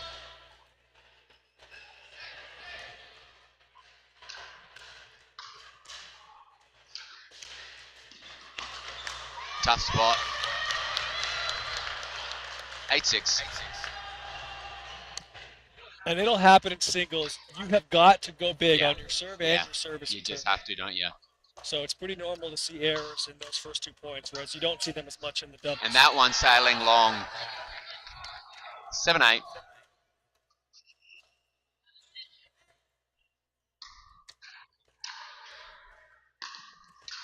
Wow, good spot. Really good control. That's a nice contest. So Team Hall regains the lead here. We've gone around full circle, 9-7. Ryan looking to get back in on this and tied up.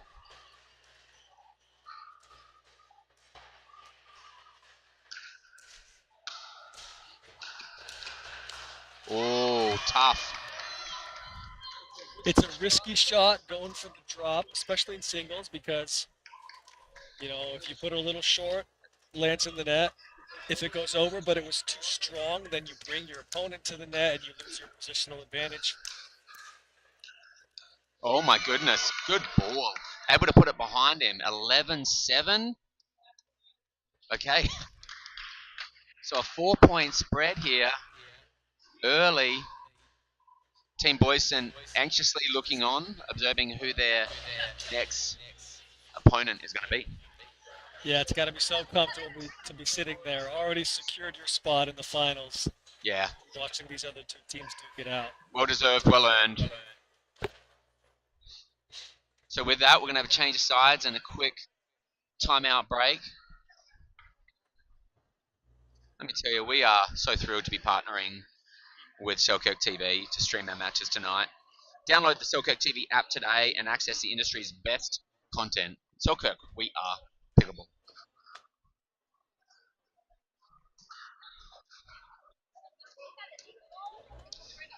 All right, folks, so it's going to be interesting to see how the rest of this point develops. I want to say, have they had 2 points already? David and Ryan, is it been 2 points, or is this the third?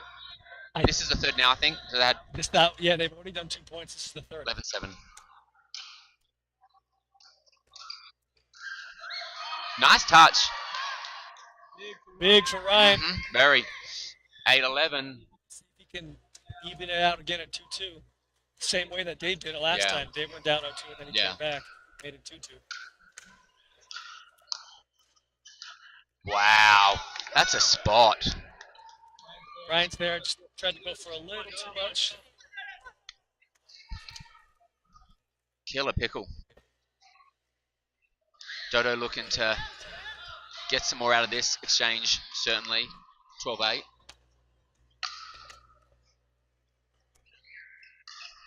And that one, just overcooking it. She just had too much time. I think that net call killed her rhythm. I think it killed everybody's rhythm, right? In fact, Jake did a really good job. 9-12.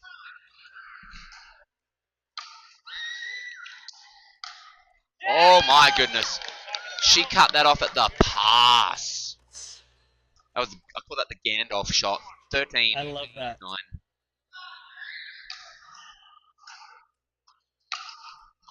Oh, just a hair wide, but aiming. 10-13 is the last exchange of these two for now.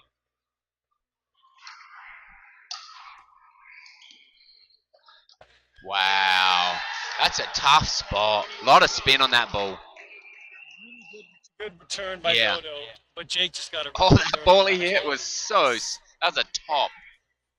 So 11-13. Team Smith to retain the serve. Wow. Maddie pushing on that one. Just 1 point. 12-13. Maddie.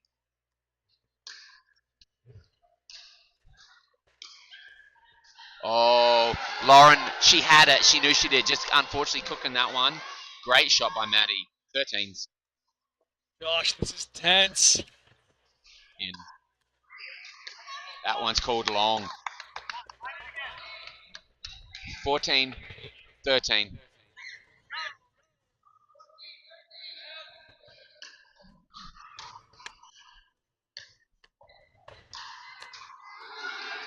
Call is wide, just missing that one a hair wide. 15-13. Was that tied at 13 there for a minute? We were tied at 13s. Yeah, Maddie started 2-0. Wow. And then Lauren finished in 2-2. 15-13. Oh my goodness. So much backspin on that. It's so hard going from doubles. Like, you just played 4 doubles matches, and now you got to jump to singles. Yeah, exactly. You have 5 minutes to warm up. 16. It's totally different 13. shots.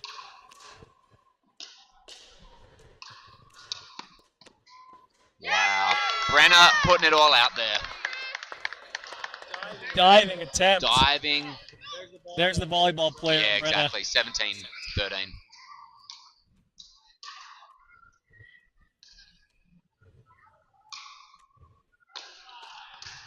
Wow, that's a good shot. That's a great finish.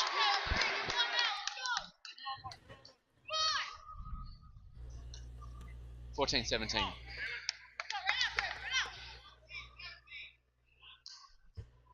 Drop serve change up. Smart. That's smart. Drop serve change up. Pulling that out of the bag just like in that moment.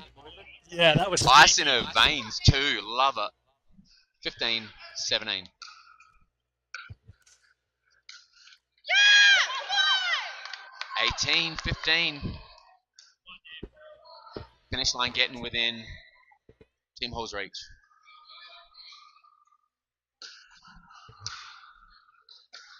Oh my goodness.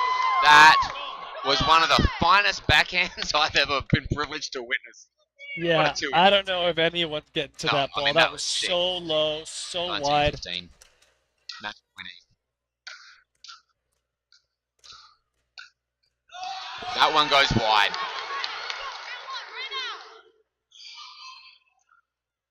16, 19. Ball on Ryan's paddle. Wow. And with that, match point. So we've got a 4-point spread, match point. This exchange in the past has really been Jake's advantage. It'll be interesting to see if Dodo can eke 1 point. Match point.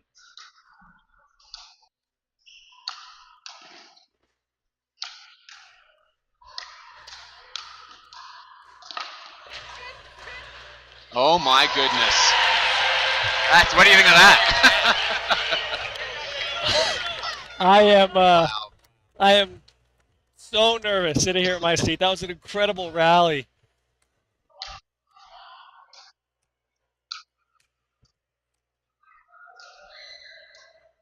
Oh, what a spot. Jake really picked his spot. Yeah, this is where the tennis player Jake really comes out. He's very comfortable playing singles. Yeah, his mechanics false, and so are Dodo's. And that one goes long. So, like we said earlier, we have the freeze. So with that, there will be no point awarded. However, it will side out. Dodo 20. Okay, this is huge. Match point on her match paddle. point for Dodo.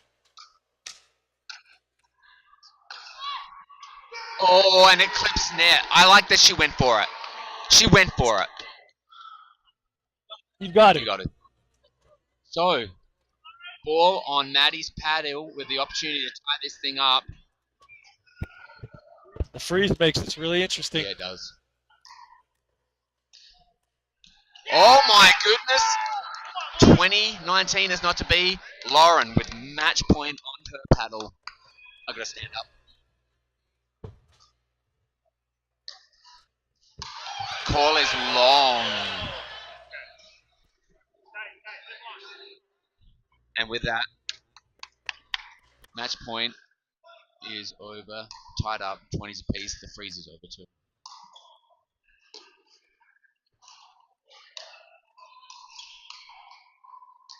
Wow. Match point back in action. Lauren with match point on her paddle. I believe this is the last exchange of these two ladies. And going back to look at that serve, it did look 20. like it was out. Yeah, I so. thought it was long.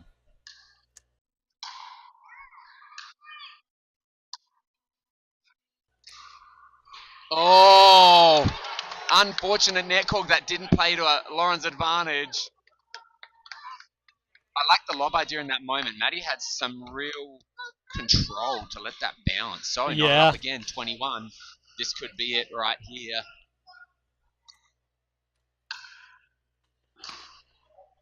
That one's sailing long. It was out. Yeah, it was out. It was out. Yeah, it was. Maybe half an inch. Not quite. 1/8 of an inch. But it was great. Match point. Oh, that one was good, and he pays her. It was. You know, I love his call. Catches the paint. 22s apiece. Man, yeah, painting the lines here. Yeah, really. If that first one was just out, that one was just in. Oh my goodness. Okay, this is the last moment with this advantage here. 23-22. If Team Hall's going to do it, I think it's got to be here and now.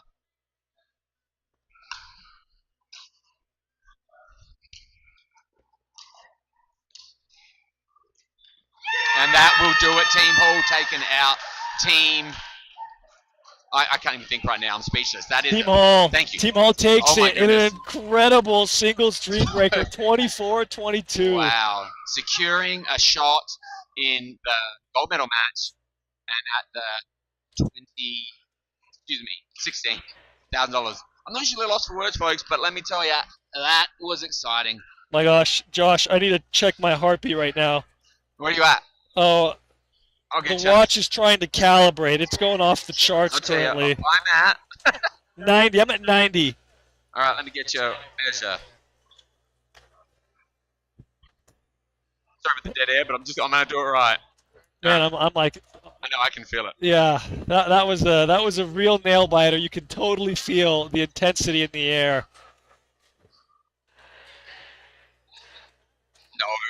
50, There's no man. way. You are That's not right. stone Dude, I can cold. feel my heart We got to put beating in you my in some chest. leadership tonight. Really appreciate you checking. My goodness.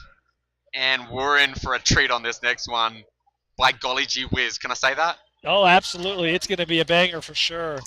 Team Boydston against Team Hall is going to be the final matchup. We'll give both teams some time to warm back up and get into the doubles mindset here. Yeah, you mentioned something earlier, Connor, that I haven't really thought about because I've never played an event where I need to go to a dream breaker. You talked about the shift, right? You've been playing to prepare. I imagine that it's not just a mental shift, but it's different shots, right?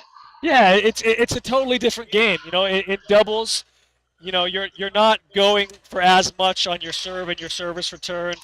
You're obviously covering half the court since you got a partner, but in singles, you know, you can gain a huge advantage if you hit a good serve or a good service return. So those first two shots are increasingly more important in the singles game.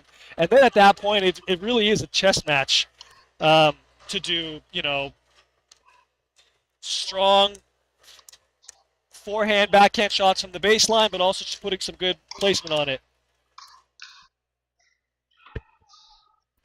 For those of you joining us on Silkick TV or YouTube, we're so grateful again that you're with us, and we are going to keep bringing this content to you.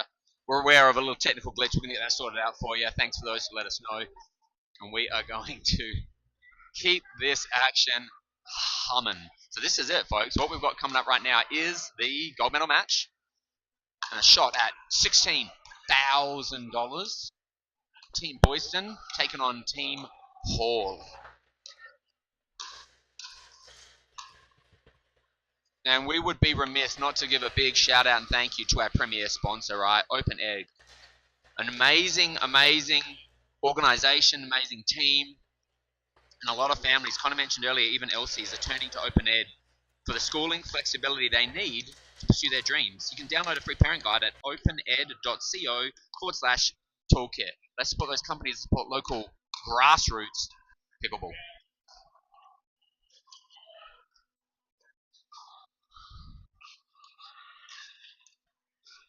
Looks like these guys are kind of finding their touch, warming up. You know, Connor's not on the mic, so I'm just going to tell to you for a minute. I imagine that there's a similar gear shift if you've gone from a dream breaker back to doubles. See, Team Hall now, having just played that dream breaker event where they had those singles exchanges, those singles points, have to kind of recalibrate. I wonder if that plays an advantage to Team Boydson, who hasn't had to do that, who's been able to focus on just a singles game, groove that spot, groove those shots. I wonder if there's an advantage there at all. They'll say this, Team Hall, they've had a lot of adrenaline, and I've realized recently the value, I don't say value, but the importance of managing the adrenaline load, because it's all well and good to get super excited that you're going on the finals, right? Hey, I've certainly done it in tournaments and what have you, but depending on how excited I've gotten, I've noticed a really measurable uh, drop, a dump in adrenaline, right? Where I exerted all that energy and then I'm just kind of left a little empty, and that's a thing. So you want to see teams managing that adrenaline, because it's that chemical in your bloodstream changes things significantly, and I think those athletes that are able to manage it in a way that doesn't leave them tapped out have an advantage. Not just in pickleball, right? Talking pro sports, what have you. There's surely an advantage to an athlete who's able to manage that adrenaline, that excitement, and keep an even burn as opposed to just white hot. And then you got to find, I don't know, somewhere to get it back. It would be very interesting to have a conversation with a straight up sports psychologist about this thing, because I'm sure it factors in and plays a role. But in any event, these folks are going to get out there and get it done. So Team Hall again taking on Team Boydston. Team Boydston have been sitting for a while. They've been watching this thing develop, and Team Hall fresh off the win and all the excitement around that. It is going to be really interesting to see how this thing plays out, especially in the early stages of the matchups when the athletes are kind of trying to find their groove.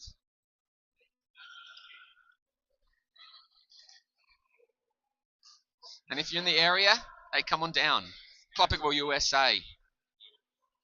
We've got groups gathering and really, really good energy. And you could no doubt hear it through the background of the mics. Certainly see it if you caught that on the feed there. And I imagine we're going to have a really good crowd for this last event right now.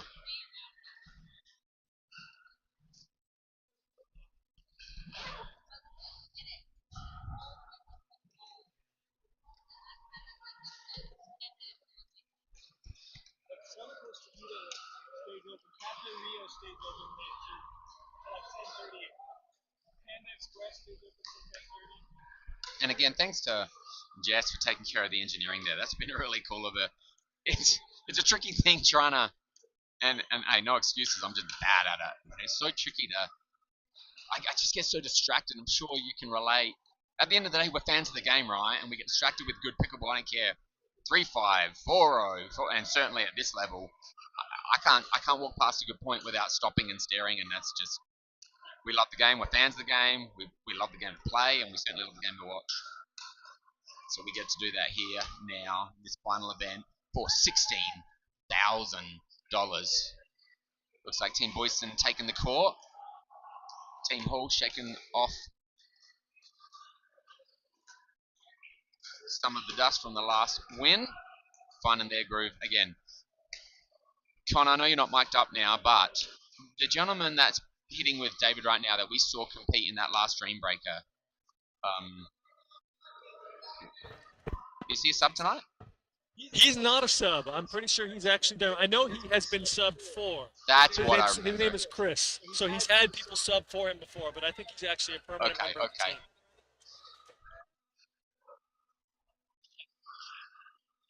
All right, folks, this is for all the marbles and then some. Someone say what? 16 grand. We've got Chris and David taking on Thatch.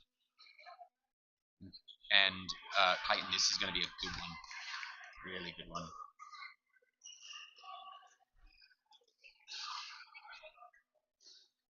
Zeros apiece. Rocking and rolling. You guys look relaxed. Tap and paddle. Little strategy chit chat. Chris to serve. Time in. We're on.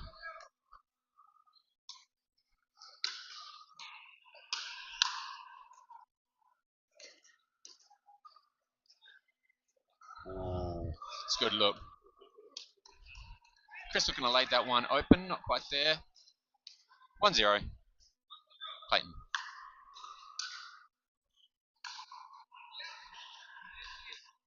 Call was long, was certainly close. One's apiece. Dead serve.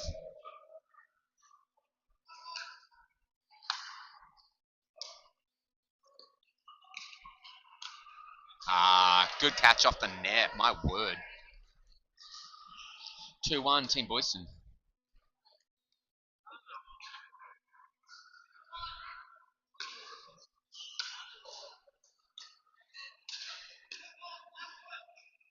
Call is foot. Wow. Our referee was on it. Good job, McKay. It's been a while since we've had a ref. And we've talked about this. But tonight definitely makes sense to have it for the championship match. For sure. Wow. Oh, that's nice. That's nice. That's a good point. 4-1. Boyston looking to stretch out this lead a little further. 4-1 Thatch. Wow. That's a good third. Little shake and bake action. That's a clinic right there, folks. What's a shake and bake? That is 5-1. Yeah, when you get someone who can drive really well, drive middle, and you have a partner who can get up to the net fast enough, that opens up a lot of opportunities for a nice poach. We went net tip to net tip, nearly a third. You can tell that Clayton and Thatcher are feeling it right now. They seem like they want to pull the trigger fast and often. They look good, man. Good flow. 2-5. Chris. Oh, Dave rolling that one. Just a hair short, giving the point up, 6-2.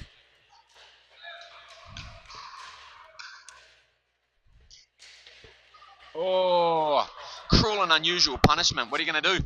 It happens. Yeah, it does. It happens. Great shot. Sorry, not sorry. 7-2. Josh, the pace is fast right now. Yeah, it is. You can feel like it. in between points, That's right. The points are pretty fast. Clayton and Thatcher get the ball back and they serve Serving quickly. quick. Things are moving quick. Good momentum. 8-2.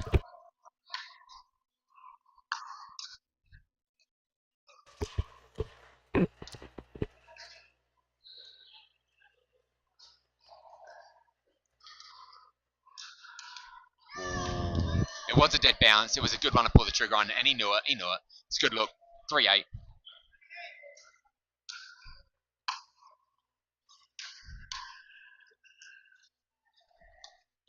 Wow, that's a good. Was that a fifth? Yeah. That's nice because the drive got blocked stiff, but then he fifth drops that bad boy. Get it. 4-8, Chris.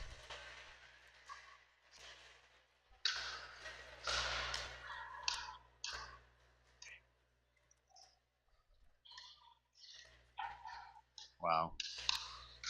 Oh my goodness, good setup. It's a good counter, but David's just there and he's ready. I think that's where we'll start to see it slow down a bit on Thatcher and Clayton's side. Yeah. Some of these balls they're speeding up a bit prematurely. Probably won't. They won't keep getting away with. Yeah. And 6-8, just like that. They're in 2 points.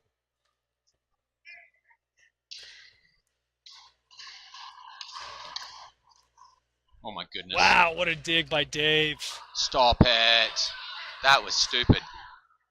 Josh, you and I are both so pumped with adrenaline right now from that last matchup. We're both on our feet. We got chairs, but we're both on our feet, and it's only game one. 9-6. Oh my goodness. Oh, that's a drop from transition. Normally you let your partner take that with their forehand, but Thatcher's just like, it's like, oh, this is easy. Yeah. Just takes it with his backhand, and it's a nice, easy reset in the kitchen. 10-6. Oh, David with a nasty pasty. That's right. Clayton did not love that one. 10-7.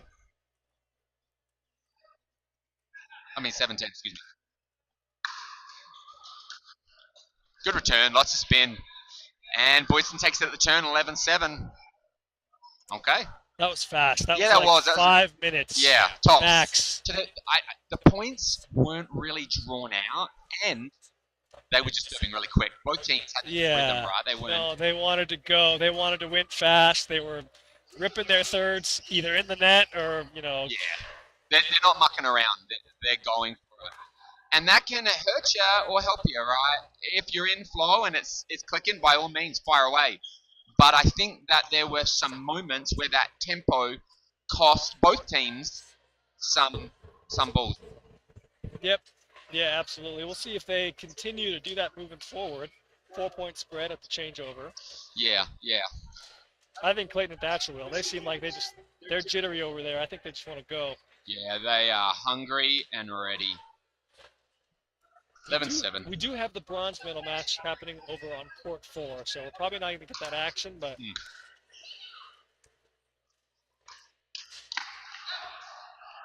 Little paddle clip in the middle. Again, a speed up very early on in the point. Thatcher was super ready for it. Wow. High ball. Yeah, you can go up and poach like that if your partner's drive is You're low. right. But if it's high, Too high. You're about to get cooked.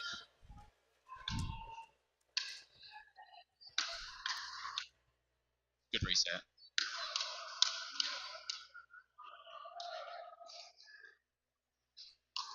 Oh, did it develop? I'd love to see that angle. I don't know if it was ever really there.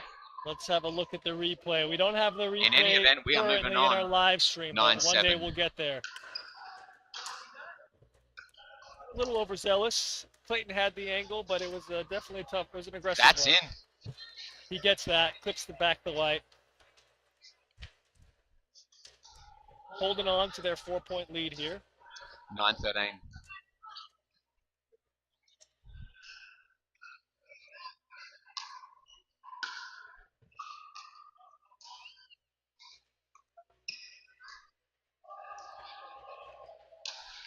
And that one was there. Great patience. Yeah, really good by Chris. And did you see the last minute adjustment that he made? Uh-huh. He paused, but then he like jumped to the side. Boom. Ooh, Good that ball. was a really nice shot. Watching that on the replay there. 10-13. High. They were digging from the minute they got into transition. The second they got into no man's land, they were trying to recover from that first high.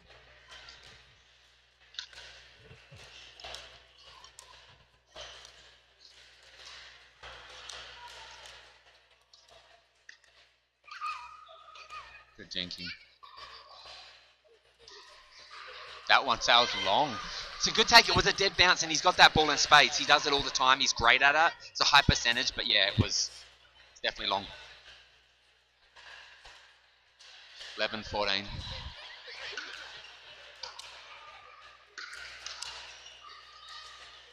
Oh, that one sails wide. Clayton wise to let that one bounce. Well, we've got a kitchen camera angle, but I don't think we're going to be using it because there's not going to be a whole lot of dink in this game. 15-11. Nice serve, forcing a long serve return. 16-11.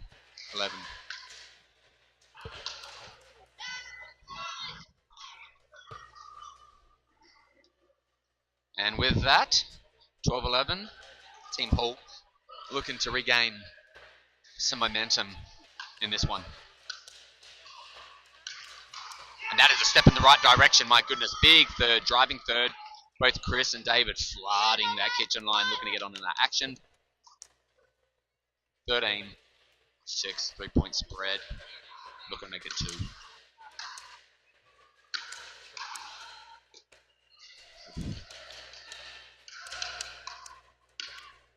Oh, that was long. A confident out. Yes, called. confident. Accurate wording. Definitive. I got Elsie here next to me. You'd say that was confident, wouldn't you? She agrees. She agrees. Ooh, that's nice. That's good strategic pickle right there. Managing spin, spots, placement, touch, 14-17. Next to me, I have Elsie Hendershot, a member of Team Boydston. Elsie, I know you're biased, but give me a prediction. What do you think the final score is going to be of this game? The out calls are getting louder and louder. 15-17. She says 18-21, Josh. 18-21 or 17-21 is Elsie's prediction. That's the call.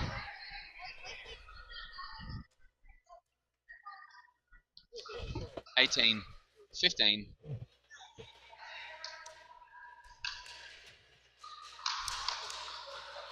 That one's in. Patience. So tough yeah, to use those ones, right? Yeah, it was up there, but I thought it was going to be long when he let it go too. 16. Dave and Chris will take it. Yes, sir. Oh, off the tape. That's a nice little stutter step. He adjusted his feet. Did you see that? A little stutter step. The line there. I like that. 17-18, 1 point.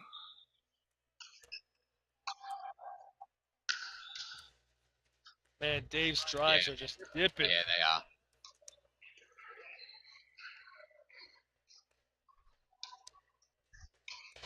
Oh, that was like maybe just a bailout shot because. Yeah, maybe he was thinking about the ATP for a second. Because he looked like he got kind of pinned. 19-17, game point Eve.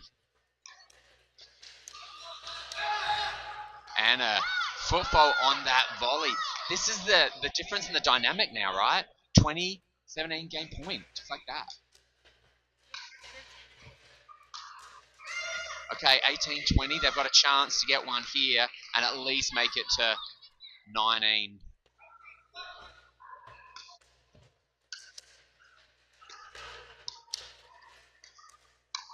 Yeah, that'll do it. Okay, so obviously Boystons are frozen, but they have this game point on their paddle right now. That's your serve.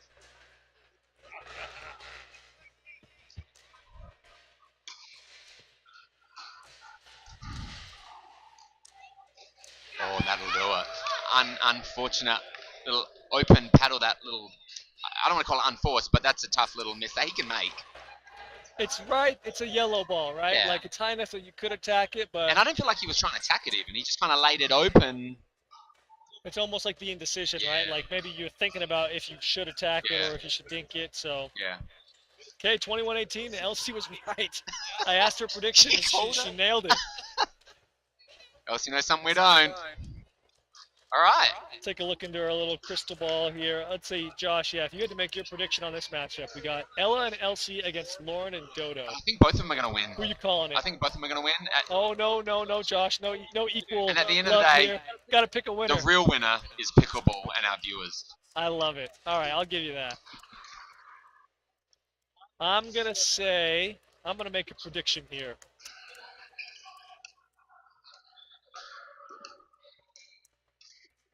I think it's going to be close. I think we're going to go into the freeze. I think it's going to be a 24-22. Oh, That's what I'm going to say. I like that. I'm not going to pick the winner. Okay. Is that because you're not sure or because... Hey, I can't talk. I didn't even throw one out there. You've already done more than me. Yeah, because honestly, I'm not sure. I just think, obviously it's the championship matchup, so nerves are absolutely a factor. If we get the players that we're expecting, then yeah, this is going to be a battle. It's a very evenly matched game. If nerves are a factor, then that could influence this one game or one way or another.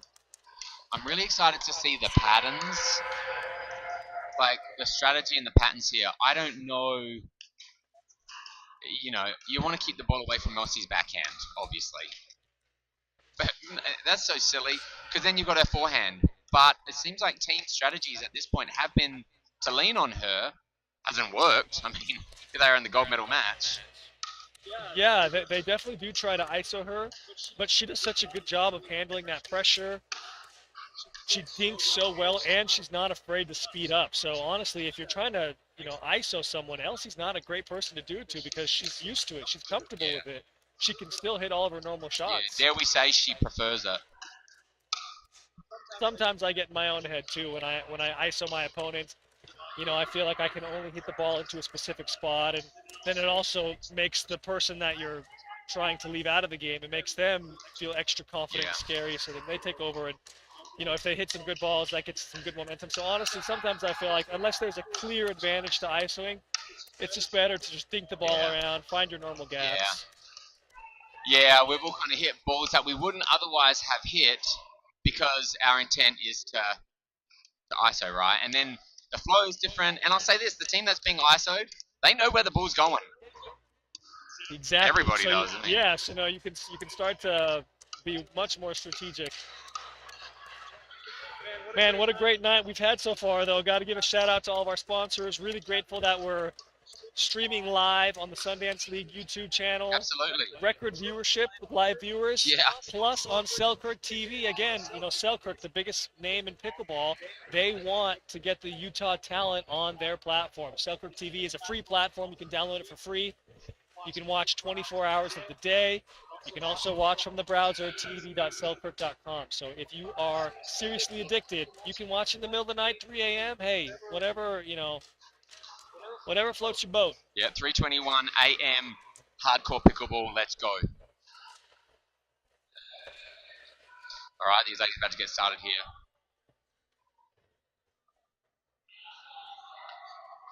Zeros apiece. Fisher's given the nod, and we got time in.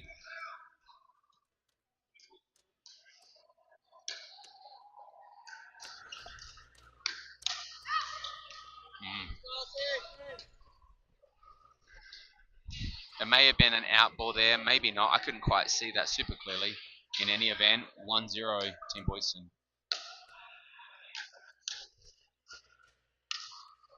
Oh, good ball. That's a nice roll. That's a nice roll. There's so much topspin. It looked out, but it was not. It definitely was in. 1-1. Net court advantage Hall. A nice little crippler. 2-1, Lauren.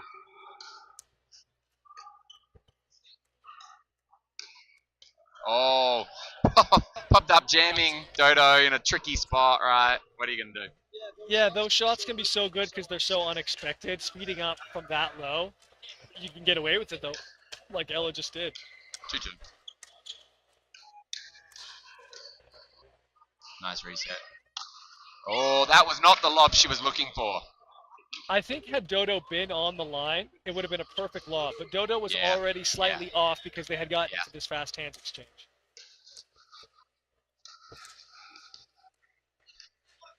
Ooh, I like that idea Yeah. from Dodo to just kind of softly Yeah. angle that ball as opposed to rip Yeah, it. it felt like a change-up. 4-2. Lauren.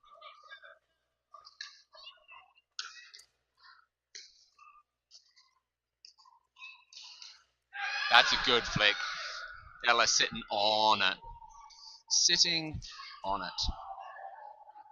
That ball went sailing 3 courts over. We're going to take a second here to grab that. And we're back in business. I'm starting to see a pattern, Josh. Let's see if it's just my imagination or if it's real life. Talk to me. I see that Elle is wanting to speed up some balls. I feel like if a ball comes her way, she took that one that was super low out of the air. 5-3. She's liking her backhand.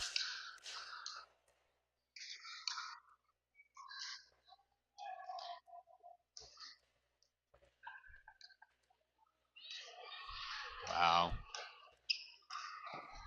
Great side-to-side work.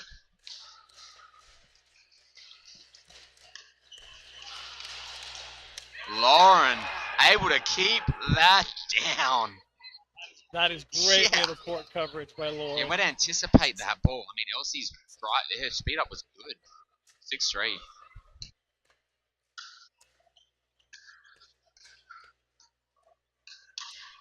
That's a nice counter. Good Yeah, counter. she was Okay, sitting on it. so I think I'm right up until now. If Ella gets a ball that's high to her backhand, she's speeding it up. Even if it's kind of low, she's going to speed it up. She won't speed up a bouncer, but she's wanting to stay aggressive. However, Lauren has gotten her on the last few. So let's see if she keeps it up. Wow. And so now she doesn't go forward. She goes cross to Dodo. She gets it. But still looking to be I aggressive. feel like Ella's hitting most of these thirds. Let me see if this is continuing here. 4-7. Yep. Yeah, and I noticed that at several points. I don't feel like Elsie's getting those thirds, and I don't know if that's because Ella's stepping or they're feeding them to her. 8-4. Lauren.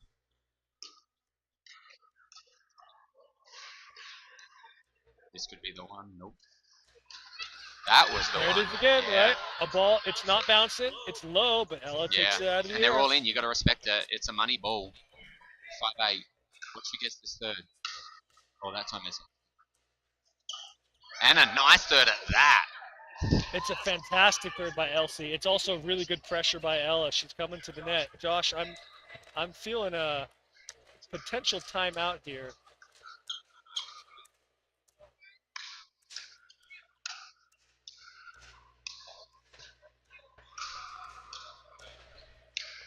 Good defense. Oh my goodness, that's the volley to get it. Big momentum point here. Big moment. And that will do it. What a point. Those ladies were able to control that position with those volleys. Reset, and then they got 7-8.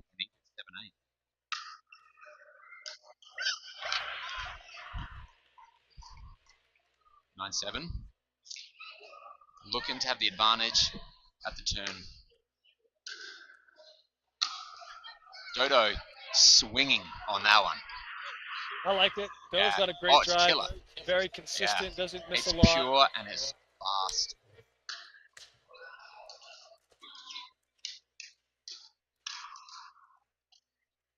Nice little reset. Lauren is so there on those shots. Oh, that's that same missed dink. I liked Lauren's reset in that moment to kind of settle down and try to dink. Didn't work out, but I think it was a good choice. It didn't work out on the dink, but Lauren's catching on. She's ready for those counters. She had 2 or 3 really good ones. 9-9. Oh my goodness.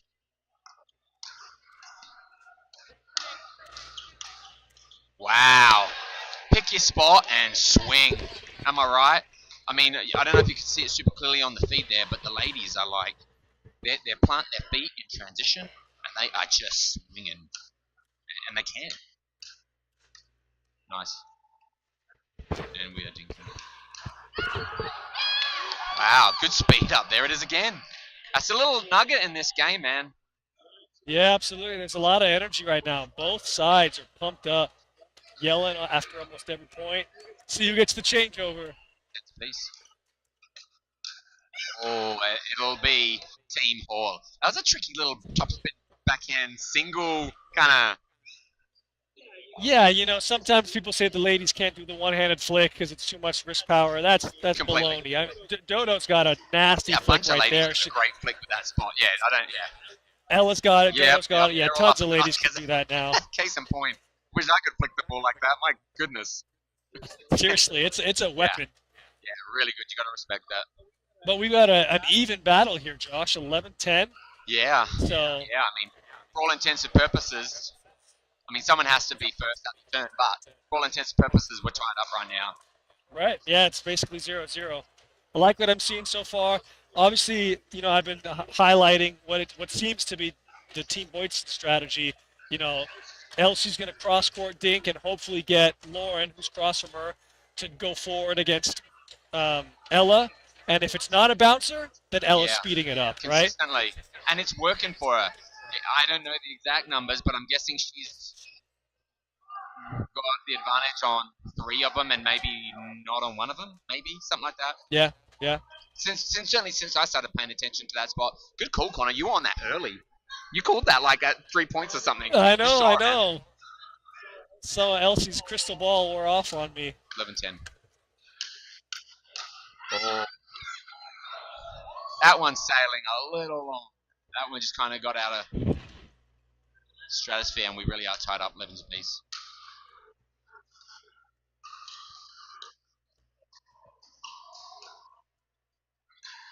There it is again. That time the net helps. But here's the thing. That was that shot, and it was a good look. I think they were lucky to clip net. Yeah, Lauren was there for the counter. Like, if it didn't clip the net, it was rocketing back down the middle. Oh my goodness. That's a good ball. And Elsie still touches it. That last one, she still touches it. She's gone left side and in the middle. She still touches it. That was a half pirouette. Yeah. Pirouette, right? well said. You remember that, yeah. Week 1. Parlez-vous en français? Oh my goodness. Oh, there it is. Holy smokes. She's just going. She did it twice. Off the block, she did it again. Yeah, and that was the first one off the bounce, too. Yeah. So this is intentional great. from my perspective. Oh, for sure. 12-13. Nice. Oh, tricky third. Reaching. Swing and a miss. That's all right. Hey, rather swing and miss than never swing at all. Right? Deep life lessons with Josh. I'll be here for all night. 14, I 12. love it. Okay, so with that, a little bit of a spread all of a sudden. Kind of uncharacteristic miss there from Elsie. 15-12. Dodo.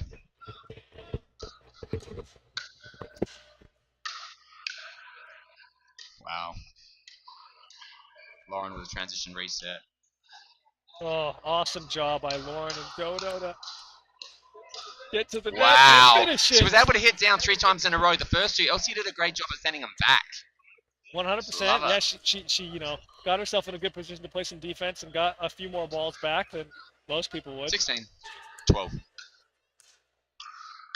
That's a bomb third. What a drive. Dodo and Lauren are just doing such a good job of like staying composed and playing their game, They're driving most, if Dodo gets the ball from the baseline, Dodo's driving it. If Lauren gets the ball, she's dropping across court. They're sticking to their game plan. They're getting to the net, and they're up 17-12, Yeah. And that was after being tied, 11-10. Which quickly became 11-11. Straight after, yeah. Exactly. So essentially it was an even game at that point. So they've done a really good job this second half of staying consistent, both in their game plan and in their shots. Yeah. Smart timeout. Good timeout. This is a moment because this is that spot in the match where, all right, they're approaching the finish line. 17, 18, 19, couple ones. 12 is a ways off. I don't think it quite looks as bigger gap as it could very well be. That was a genius timeout. It was the right time to take it. Yeah. And honestly, Lauren and Dodo are probably going to get to 20 before Elsie and Ella. So it's really about how many points can you chip away with before the freeze happens. Oh my goodness. To your point, 18. That's big coming out of the timeout. 18-12, and the Boyston team haven't been able to stem this tide just yet. Wow. Okay. Looking to get some momentum going. 13-18. A lot of energy from Elsie and Ella. They're trying to get back into this thing. Oh, Dodo hitting down. It's a good look. What do you think? Out? In? I thought that one was in. I think you're right. I think It was. felt in. I think it was slow Yeah. enough that it was. Oh my goodness, that's in too. Holy smokes. Oh, that's a lot harder than it looks what Dodo just did. Over and over. Their sitters, eventually you mess up because Elsie just gets it back, but Dodo's just mechanically sound. 19-14, game point Eve. Oh my goodness. That is a Yeah, rip. it is. And they are bringing heat with that game point on their paddles. 2014. They got 6 points to close this thing out. Here we go, game point. Tie this series up at 1-1. Oh, that's the same speed up. She is really good at that. It's a really good spot. It's No. not middle. It's coming to the cross person's backhand. 15. So it's a tough 20. spot. Not able to roll that one to life. 2015, this is their second game point. Looking to close this thing out, not make it exciting.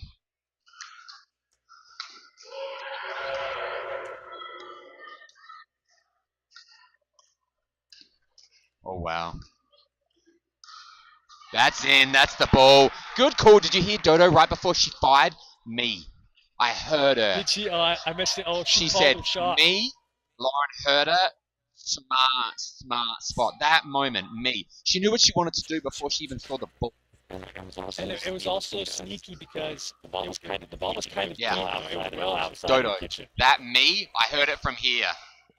Yeah. Love it. Love it. Love it. So Team Hall takes it 21-15. They tie up the series 1-1. We got ourselves a ball game. We got ourselves a ball game.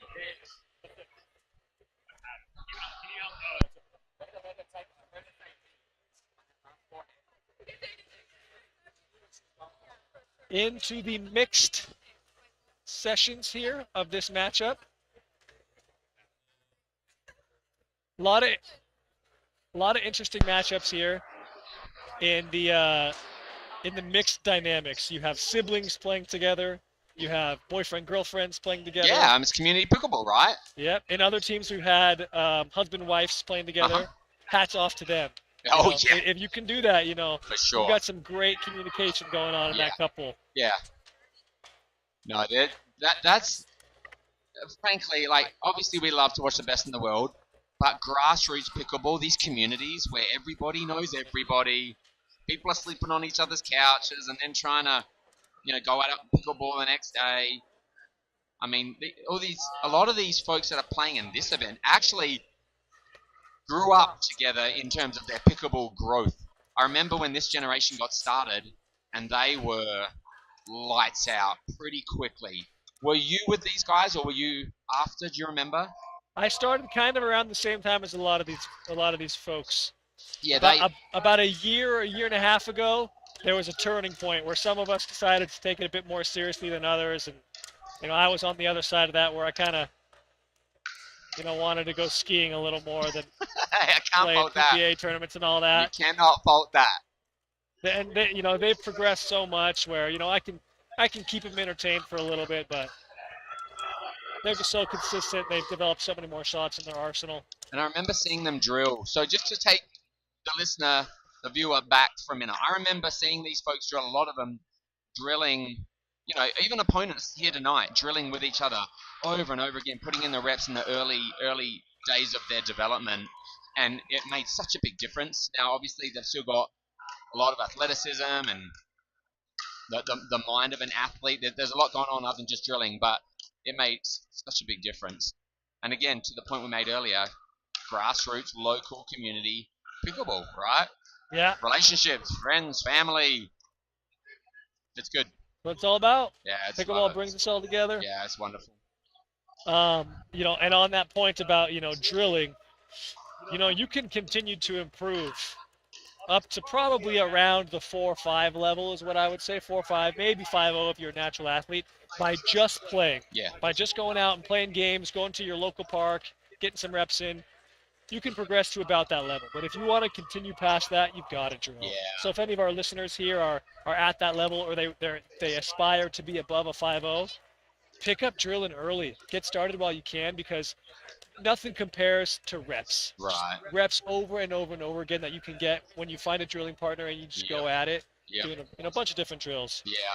Yeah, and if there's shots that you don't have in your wheelhouse, learn the mechanics from someone, and then go do it 1,000 times.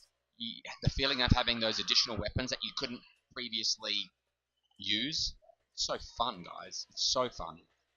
Yeah, it's that I've heard this attributed to the Mamba mentality, but it's don't do it until you get it right.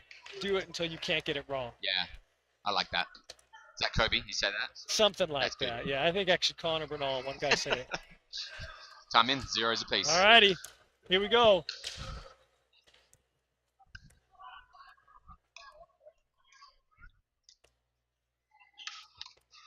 Oh my gets goodness. the ATP. Yeah. Clayton's there for the defense. Yeah, he was ready. That's a good ATP. I mean, Clayton just read it.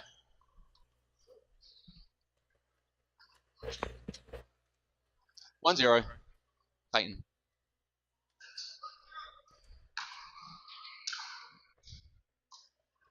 Yeah. One's piece. And they oh, go ahead. I was saying they're tied up, right? So yeah, one tied up apiece in the 1-1. series. Both teams very much still end up. In the game series, that is.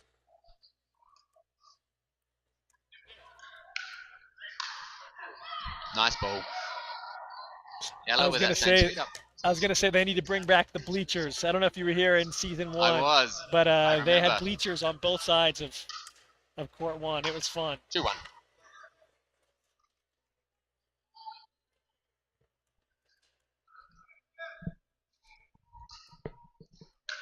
2-2.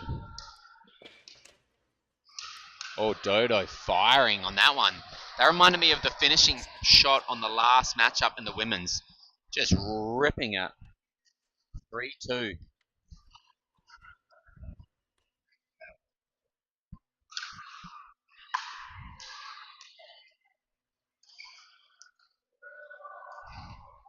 Bounces wide. David letting that one sail and earning the 4. 4-2. Dodo.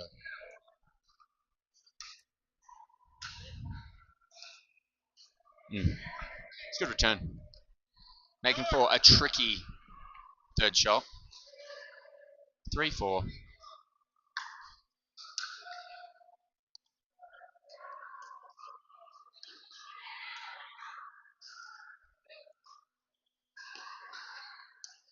Wow. David is ready. He was He ready. was so ready. Absolutely. He sat on that.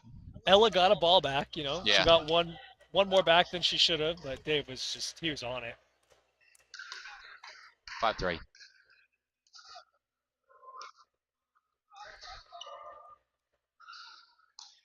Oh, good wide ball. That ball looked wide to me. I'm surprised Dave played that. 5-4.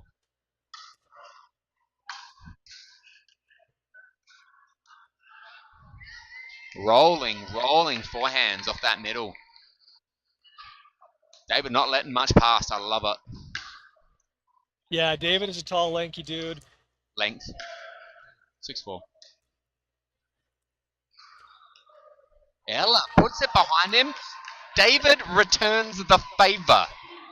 And that's the singles player that you see in Dave, Yeah. He's got a 2E. Yeah, he does. And he can use it in singles and doubles. He's got the tool.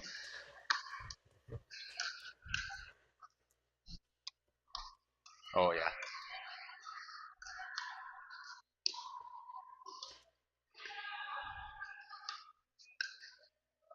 Oh my goodness. Wow. That was nice. Able to move Dodo out of position on that by putting it right back. That's a good ball. Really good pressure, really good dinking by Ella. Yeah, to go back on her outside foot like that. Genius.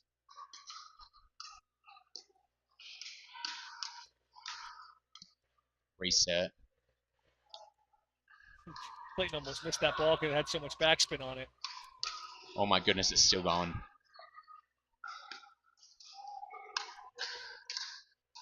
Resets. Oh, this is a big momentum point here. Holy smokes. There's going to be a moment. Wow. Best point of the game so far. Yeah, that was some really good pickle right there. The resets were phenomenal. 6-7, Ella.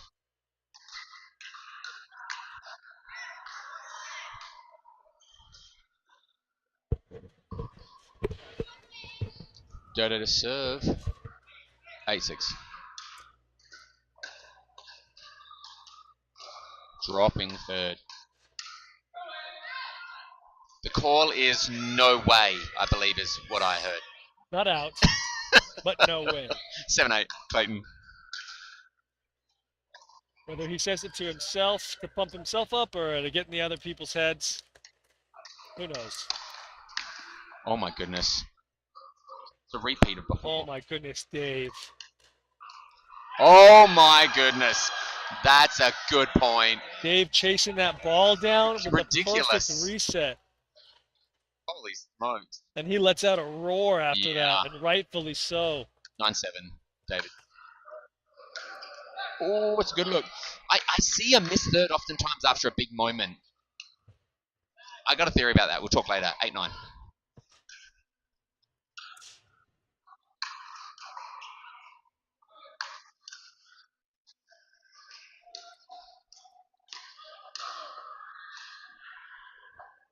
Clayton got it. Oh, he did. He shrugs to the crowd. Are you not entertained? Are you not entertained? He loves it. He loves It it. was so well done. He deserves every bit of that. 9-9.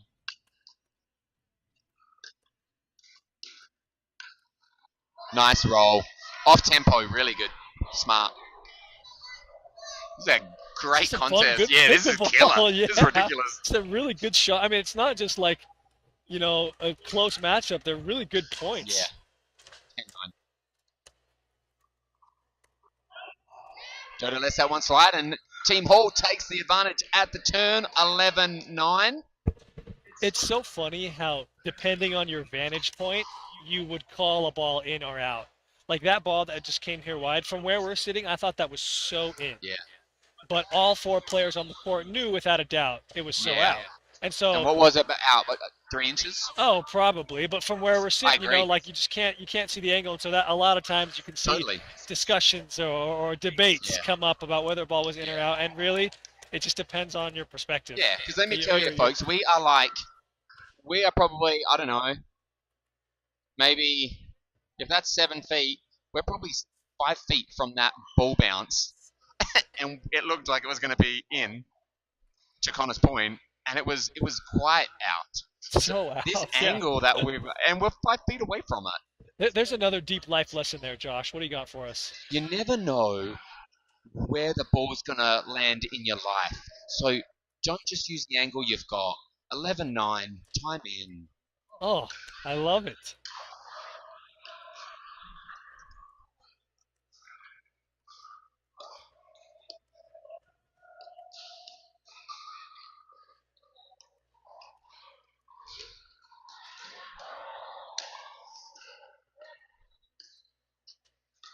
Or low bailout. Oh my goodness, Oh my stop goodness. it. Oh my goodness. Oh my goodness, what a reset. Off the overhead, little baby dig. Little baby dig. Look at Dave just stay strong. Doesn't even back up when He the didn't lob even gets hit. flinch. 12-9. So good.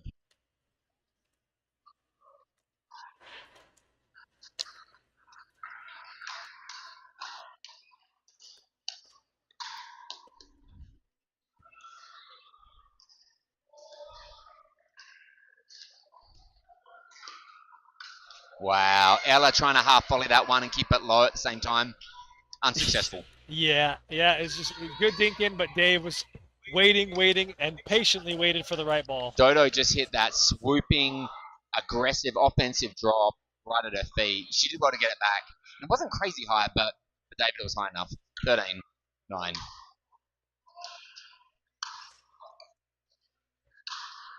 Oh my goodness, defense.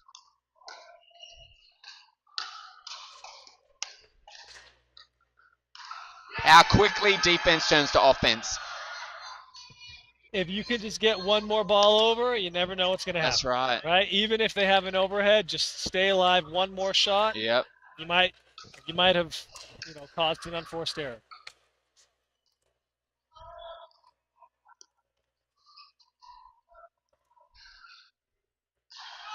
Oh, it's wide.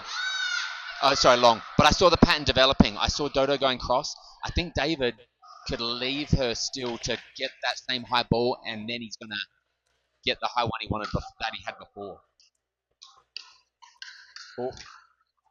Oh, nice shots. Really good job of Clayton getting one more on that, and his counter comes a little wide. Dave wasn't ready for it and puts it in the net. 11-14.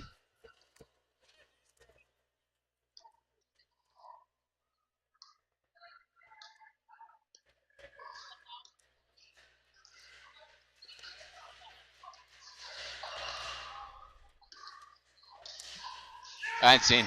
I don't know if you've noticed, Ella isn't pulling the trigger like she was in that last last game. No, not at all. It's not there. That shot that was working so well for her, it's not being utilized, and I'm curious. I mean, was she on the other side? I'm trying to think what happened. Probably just the nature of mixed, right? She's now speeding up against Dave, who's in front of her.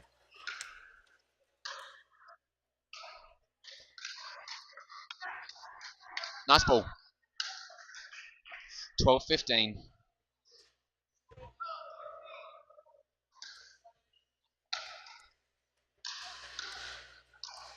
David reaches across covers for Dodo, cuts that ball at the pass, as we affectionately refer to it, the Gandalf shot. The Gandalf? Yeah, thou shalt not, you shall not pass.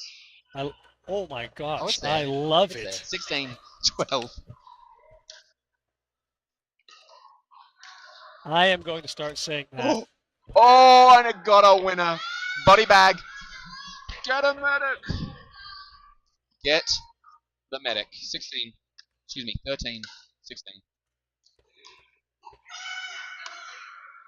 Okay, little anticlimactic, unforced there.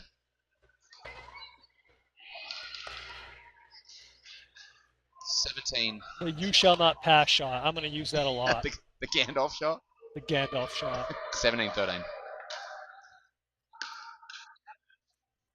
Oh, nice. My gosh, Clayton. Clayton squelching that moment. So, Ella did it. She did that speed up that we just said.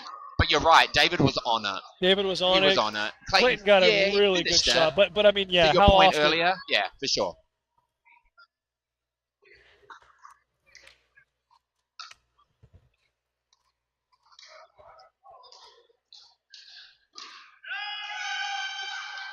Call is out. An emphatic no. Emphatic no. Quick timeout. To leave no doubt. To leave no doubt, no. No doubt. Yeah, you probably can't see it on the feed, but we have some very emphatic line calls from both sides. Yeah, spirited. Spirited. Enthusiastic. Poignant. Man, you're killing me on the vocab here. It's all right. It's all right. Good is the best I can come up with. Good counts. They are good. They're fantastic. I love it. Affirming. Good. You got, brother. You got more. Domineering. Yes. Oh. How's that? That's very good. 18-14. Little strategy chit chat. It's interesting. The Boysons called the timeout, right? Yeah, because I think that sounds right. I think they did. And look at Team Hall taking every bit of it and then some. Boyson's got the slab of water ready to go. Your opponent calls a timeout and like, you all right, use it as your own. Exactly. 18-14. Time in. Dodo. That reset is so money. There it is again. How do they do that? I mean, they make it look so easy. And that one sails wide. Ella cooking out. I like the previous one, right before that wide one, was great. Dodo did good to get it back, but that one wide. Yeah, a little too much on it. Game point Eve.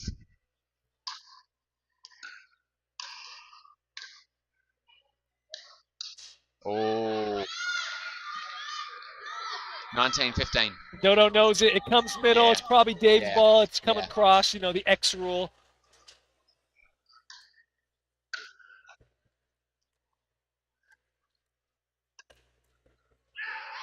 That exchange between Dodo and Ella there on the cross courts, I'd love to see the numbers, but I feel like there may be an advantage developing to Team All. Game point 20-15 Dodo.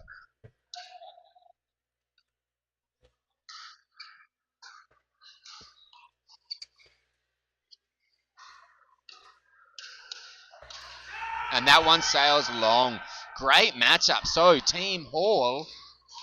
And let's bring out another adjective, Josh. That was a very what? No, that call that Dave just gave us. The last one. Another emphatic no, Yeah, but we got to come up with guttural. another guttural That was guttural. No. I love it. Man, what do they teach you guys down in Australia? So our vocab classes are slacking here. I'm thinking here, man. I'm seeing. I don't know. I'm not counting the viewership, but did you notice when that ball sailed long for a beat, you could have heard a pin drop. Yeah. So I hazard a guess that if that same thing had have happened, had the roles been reversed, the place would have erupted. Are we seeing or hearing more Boyston fans on the sidelines? I wonder if it was just because of the score. At 2015, it's not so much of a surprise. Whereas everyone loves a comeback, right? It always pulls out the emotion from you. So good call. That's totally what it is. You're right. At 15-21, yeah. There was no charge built up. Yeah. See, that's smart, man. That's great. That's a great breakdown. Here I am selling out the local supporters to being all Team Boyston when in reality it was just kind of the moment of the spread and the dynamic of what a 15-21 win feels like. A lot of the time, who you want to win kind of just depends on the moment and like how the teams are playing. Yeah. We all just want to see a good match. Yeah. I mean, what we don't want to see is Jake Paul and Mike Tyson throw pillows at each other for. Yeah, exactly. That's what we don't want to see. That's not very entertaining, although I wouldn't be opposed to having the kind of money behind a game like that. Many millions went into that Netflix. Yeah. I didn't see the payday, but they were getting sued over it. Yeah, I heard that. It's pretty wild. I'm going to stop talking about it before I open my stuff, before we expose ourselves to potential liability. Before we get into a lawsuit. Exactly. Our fourth game tonight, Team Hall leads it 2-1 with two 21-15 decisive wins. So this is a must win, Team Boys, if they want to sustain this thing and force the Dream Breaker, yes? 16 grand on the line. Yeah, if they lose it, that's it. All right.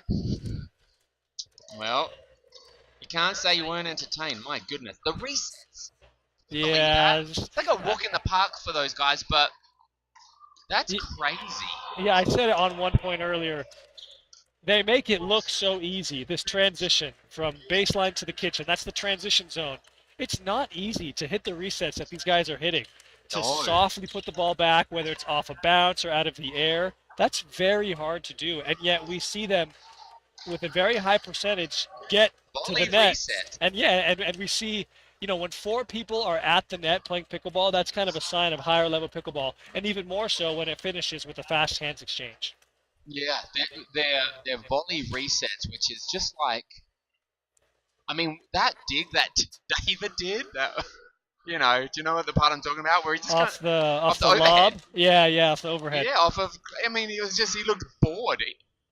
And that isn't a knock. He just looked so darn comfortable with that reset. That's what drilling will do for you. You can read your opponent so well, so you know where that ball is coming. Yeah. So there's a roar down in court 4. I'm wondering if that's it. Is that the game? It looks like we just had some exciting news on court 4 in the bronze medal match. Team Smith just came back down 2011, and they won 22-20 in a game 3, it looks like. Okay.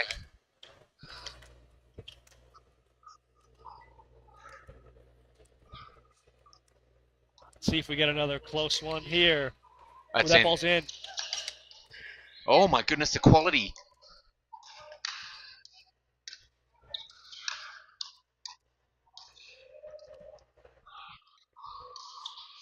And that one will do it. Lauren's chase down. The ball she returned after that chase down was still low. Yeah, that was an awesome job by It wasn't Lauren. just getting it. It was to hit that ball, the quality of ball that she hit back. Sorry, guys, I'm breaking my little rule here is I try not to speak during the point, but I can't help it. That was crazy. 1-1, Chris.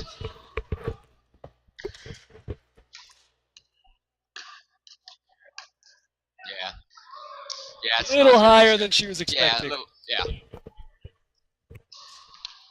2-1, Elsie.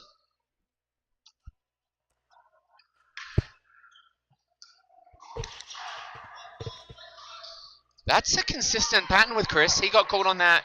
I think this is the third Yeah. for Chris. It's tough. He's a tall fella, you know. He's got a big step. Yep.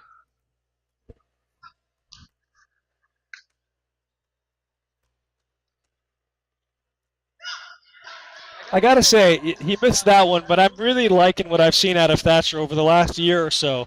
You know, previously he saw himself as a right side player. He would dink it out and let his partner be the aggressor. But lately, Thatcher has really stepped up his game, speeding up balls, playing aggressive, playing on the left side. Yeah, he's become a left side player.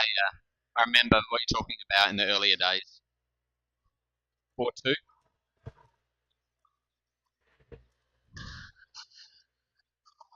Good drop.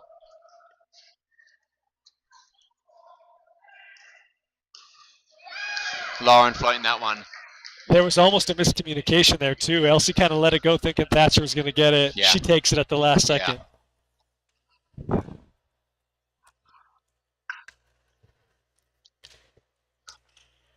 ball.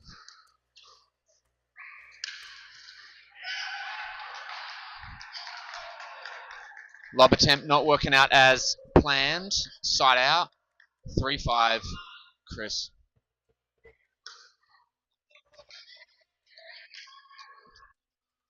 Unlucky on the miss. 6-3, Elsie.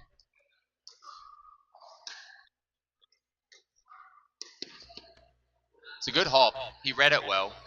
Just wasn't able to.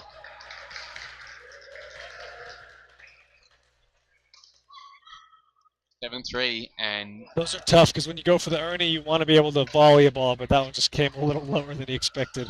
yeah. Wow, Lauren's ready. Corner's wide. 8-3. Team Boyson completely in control at this stage.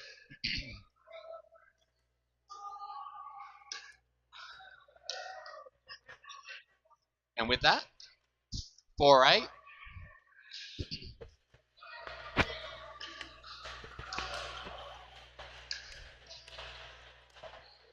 It's a nice block. Thatcher felt comfortable about that. 9-4.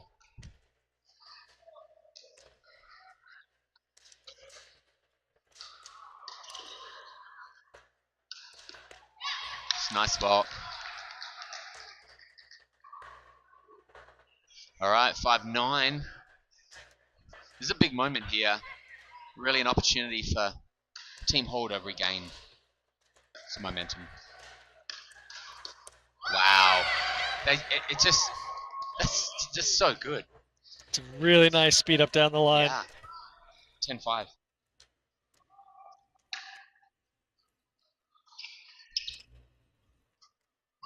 Okay, so the third was money. Smart to let it bounce. Thatcher going for it. Really nice third. It's interesting to see these thirds. They're having no trouble getting kitchen access. Let's see if Lauren and Chris can do it as well.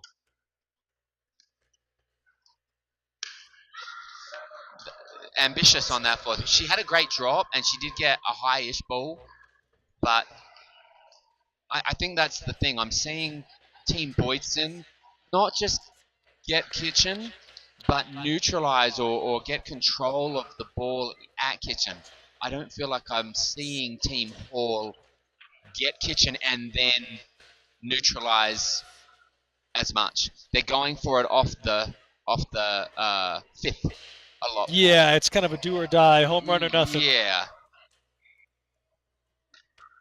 Be interesting to see if that continues or if the Not a lot of strategy changes. not a lot of time in between this changeover Yeah, here. good point. They got a whole lot longer.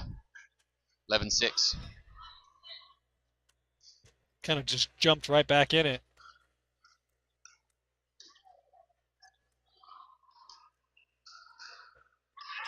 It's a nice roll. So, gone to Elsie's outside edge there. Let's see if that continues. 7-11.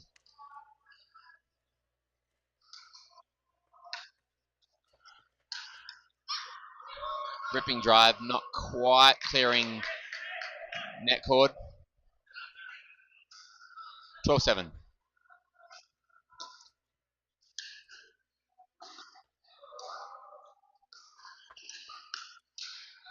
And that one sails long. Elsie Ducks recover wisely, safely. 13-7. Oh my goodness, what a third. Yeah, there's just a lot, like you said earlier, it's kind of going for the, but at the moment needs to come to them a hair more, I think. 14-7.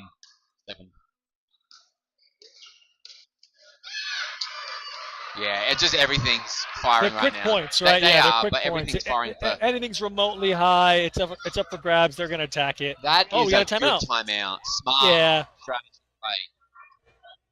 And use every bit of it, right?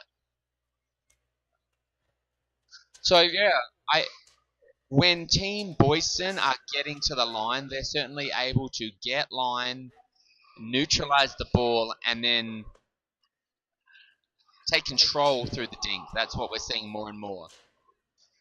I want to see Team Hall do that more when they regain kitchen line. Let's see if they make any changes or adjustments here in this back end. 15-7.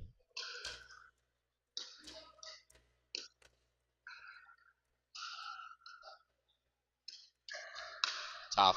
Because that was out, right? Very out. Tough. I mean, when they're usually on, what do you do?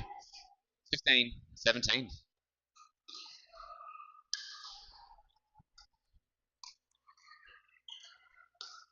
Wow. Oh my goodness. Oh, Elsie, what a I dig. saw that. And the net cable winner.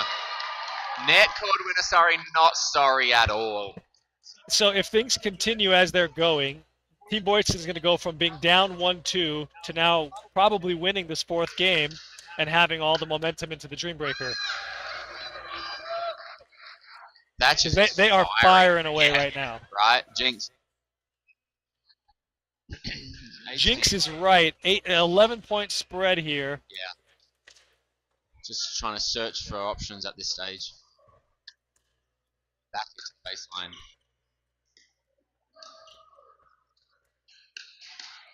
See, that's just hard because there's nothing you can do. Chris hops corner and hits what could have been a winner, but Thatcher's there. 19-7, complete control. Change up lob serve.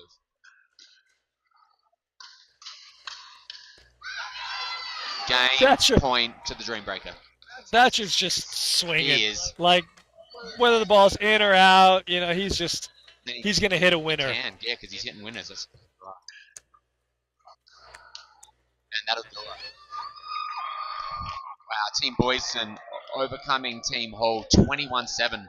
That is a commanding win. And again, so they, I think the advantage is heavily on Team Boyson's side. They were down 2-1 going into the fourth game. They come back and they win a decisive fourth game, and so now they have all the momentum going into the Dream Breaker. I think some of that will probably dissipate in the time we take to warm up. But I mean, it's a big confidence booster to your team. We're still in it. Yeah, there's no way to skin it. 21-7 is quite the dub. That's a big dub. Yep, very good win. So we got to see Team Hall in their singles Dream Breaker, and now we'll see them again. Man, we're just getting spoiled here on Court 1 with a double Dream Breaker in the semis and the finals. Absolutely. And if it's anything like that last one, my goodness. We're going to have to stand up again for this. Yes, we will. because we are about to see.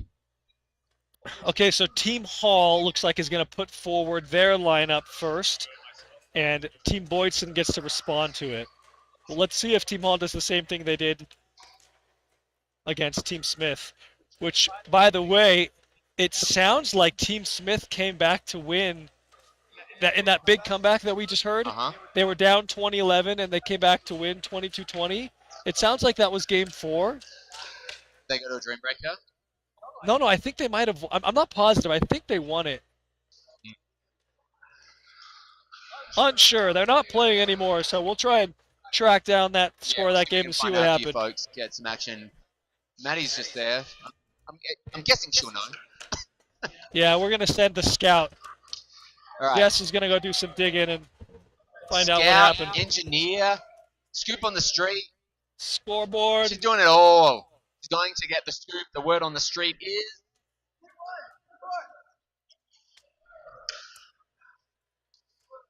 This is going to be really interesting to see how this matches up. Okay, so from the looks of that conversation, Josh, it looks like Team Smith won 3-0. Oh. All right. Definitive. A definitive win, a nice little comeback. They'll go home tonight with $1,000 to split between the 4 of them. Yeah. So that's more money than most people have ever won in a sport. Yeah, I mean, I didn't earn that kind of money tonight. One day. One day. We'll get there.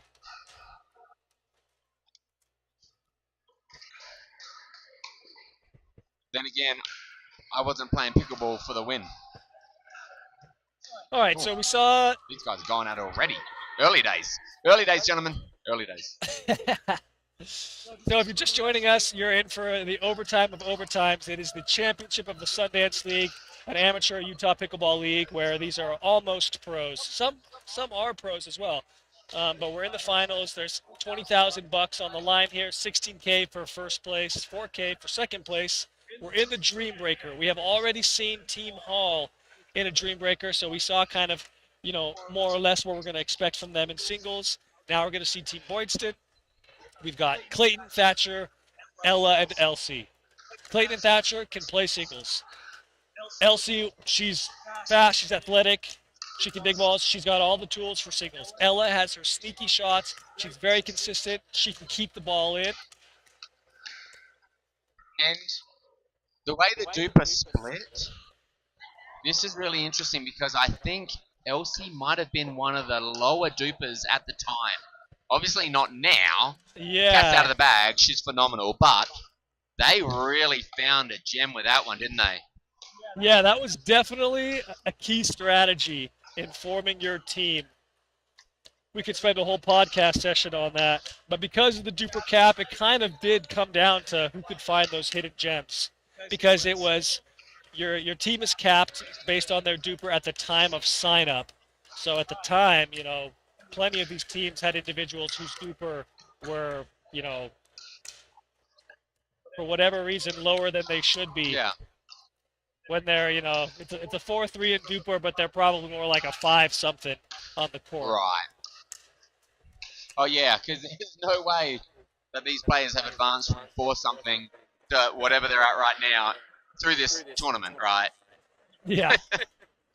Although I will say I've seen plenty of these teams practicing and drilling outside of Monday nights. Yeah. When I did Sundance League in season 1, our team was regularly practicing. Yeah.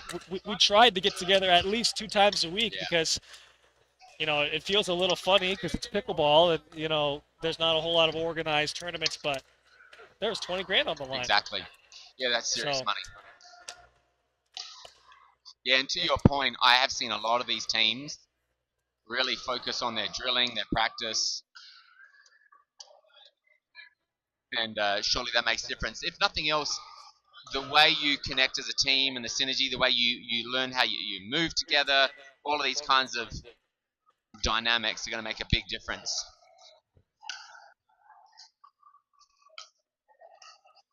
Well, there's no doubt we're going to be on our feet for this. We've got all the fans here lining the fences. Wow. Casual. If you guys are watching these two warm up, that was just a very, very casual Reverse backhand cross court angle for the win. Oh. All right, I don't know about you, but I'm ready. Let's get this party started, eh? I want to Let's see. do it. And they are Monday ready. night football is over. Come join us. Tune in, folks. Watch some good Monday night pickleball. That's right. I like that. It's got a nice ring to it. MNP. And we are not leaving you empty-handed. This is going to come down to the Dream Breaker for all of the marbles. $16,000 going to the gold medalist team. Josh, do you think that we're going to see pickleball change its name in the next 5 years? You think the word pickle is going to stay in this competitive sport? I do. You do. You're a fan. No, I didn't say that. No, I've you know. Hey, let's get the energy going here. Look at these folks. All right. Can you imagine if there was another sport out there called tomato ball? I like that. Tomato ball. Here we go, Josh. Dream Breaker's about to begin. All right, We're in overtime. We've got AMC hype in the crowd. DJ Sundance, as they say. Can I say that? DJ Sundance, here we go. Looks like we got Dave and Clayton 0-0 in our first matchup.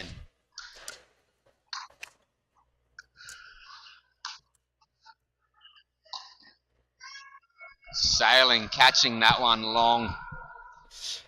You got, even if you know you're not going to be able to get it over the net, you got to get a paddle. Yeah, which he did.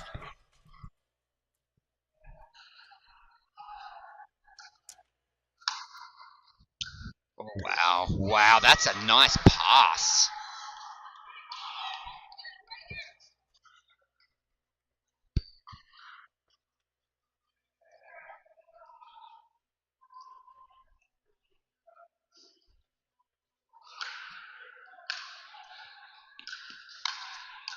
Oh, that's a good ball.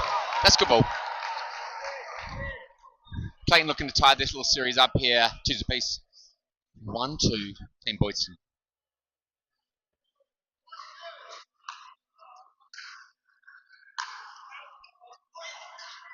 And Dave coming out on top on that exchange. 3-1. Thatcher and Dodo. So Dodo twice taking on a fella with her singles Dream Breaker. And certainly up to the task. 3-1. Oh my goodness. Case in point. She can hang, no doubt. Oh yeah. That was phenomenal. 4-1. Nice pass, Dodo. Oh, tough serve. Back line. 5-1.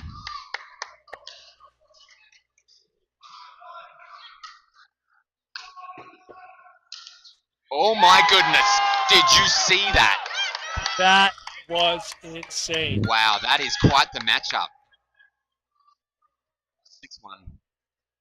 Dodo rolling.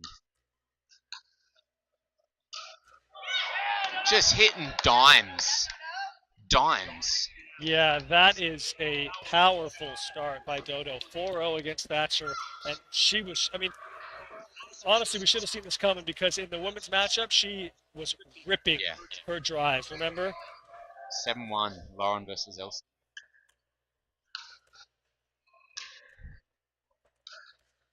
Wow.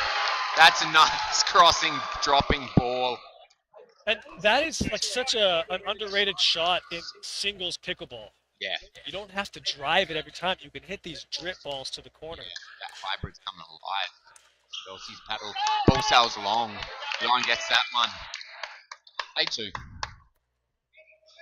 Team Hall.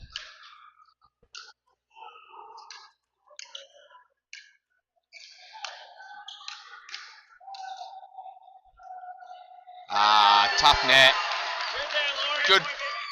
Good exchange. Really good exchange. Tough net kind of ruining 3-8 Elsie.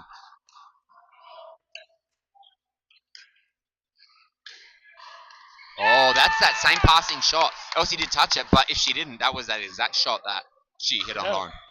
Again, singles, you know, force your opponent to cover the entire court. if you just drive it down the middle, they can sit there and hit volleys. But if you hit those dripping balls, not a drive, not a drop, but a drip to the corner, it forces them to move laterally. Yeah, hybrid, right?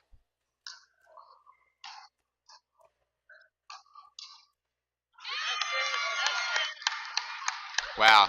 He is as close to that line as he can get, but McKay's all over it. But he wasn't in on that. No, he wasn't on it. He's pressed his luck a couple times, but not there. No, he was clean. 10-3.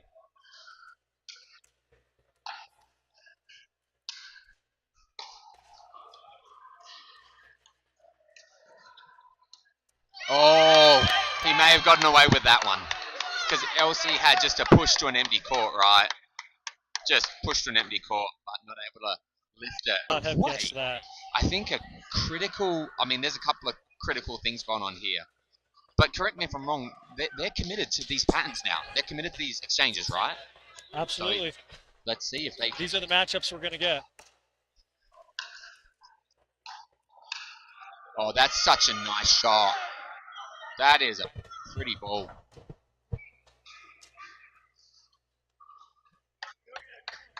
So with that, 12-3, Team Hall. That one sails long. 13-3, Team Hall at the moment with the lead, with a commanding lead at the moment. But here's the thing, this is a drink breaker. Anything can happen, we all know it. 13-3, Dave.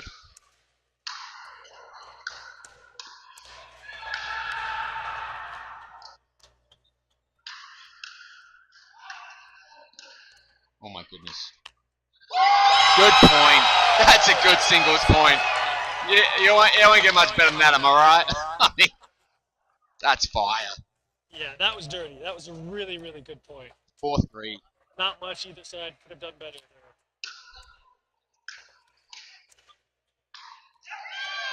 Excuse me, I said 4-3. 4-13. Making it now 14-4. That's a big point for Dave as well. That was a really big point before by Clayton. And you're wondering, can you keep that momentum going? Regain a little of that energy. 14-4, David. Nice serve. 15-4.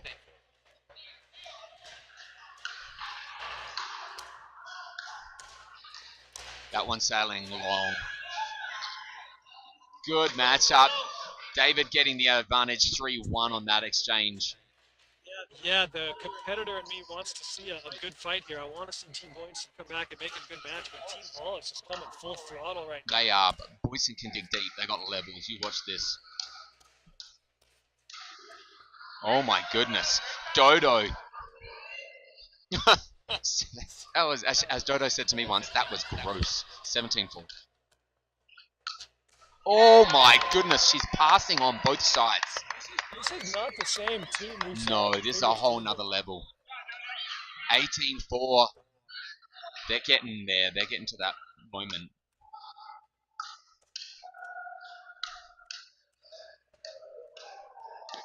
Oh, Dodo nearly got it. I saw her misdirect. She sets up for a 2E to go cross and then just goes straight. 5-18. Nice. Good ball. Could this be the beginning? Could this be it? 6-18. I like it. 6-18. Little momentum regain. A sizable gap. Have either team taken their timeouts? No timeouts yet. And Josh, Team Hall was a 4 seed. Wow. They were the 4 seed, I believe.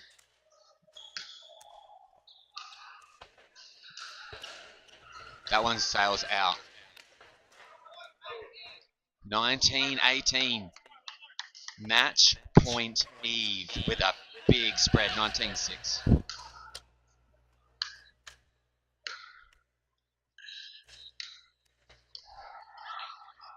That one sails wide.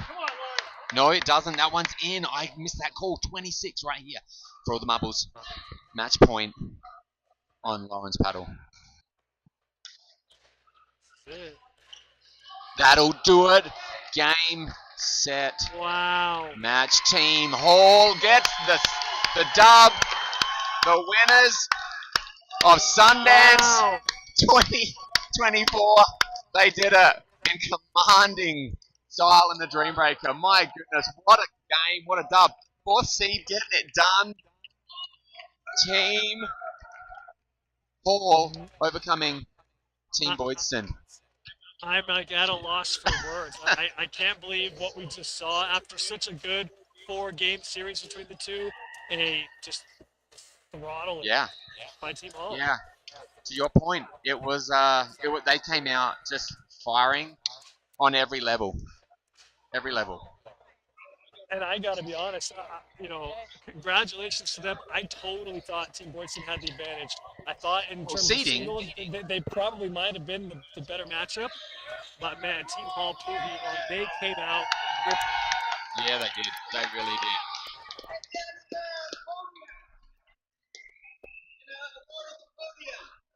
All right, folks. It's been real. That's how the cookie crumbles, as Bruce Almighty would say. They're going to do the award ceremony down by the podium, so it's going to be out of the camera. But Josh, we were spoiled tonight with some good pictures. Yeah, and for those that have been with us from the start or just joined us, irrespective, we're so glad that you're with us. We want to thank again our sponsor, our premier sponsor, Open Ed. They help parents think differently about their child's education. Download a free starter kit at opened.co/toolkit today. And hey guys, we appreciate you being with us. We're looking forward to this next action. Seeing you soon in 2025. Thank you to Selkirk TV for partnering with us to stream the local Utah talent on Selkirk TV. Thank you to the Sundance League being one of the priests. Yeah, good stuff, folks. And we're looking forward to getting it done again with you all. 2025. Have a Merry Christmas and a great New Year, and we'll see you on the flip side.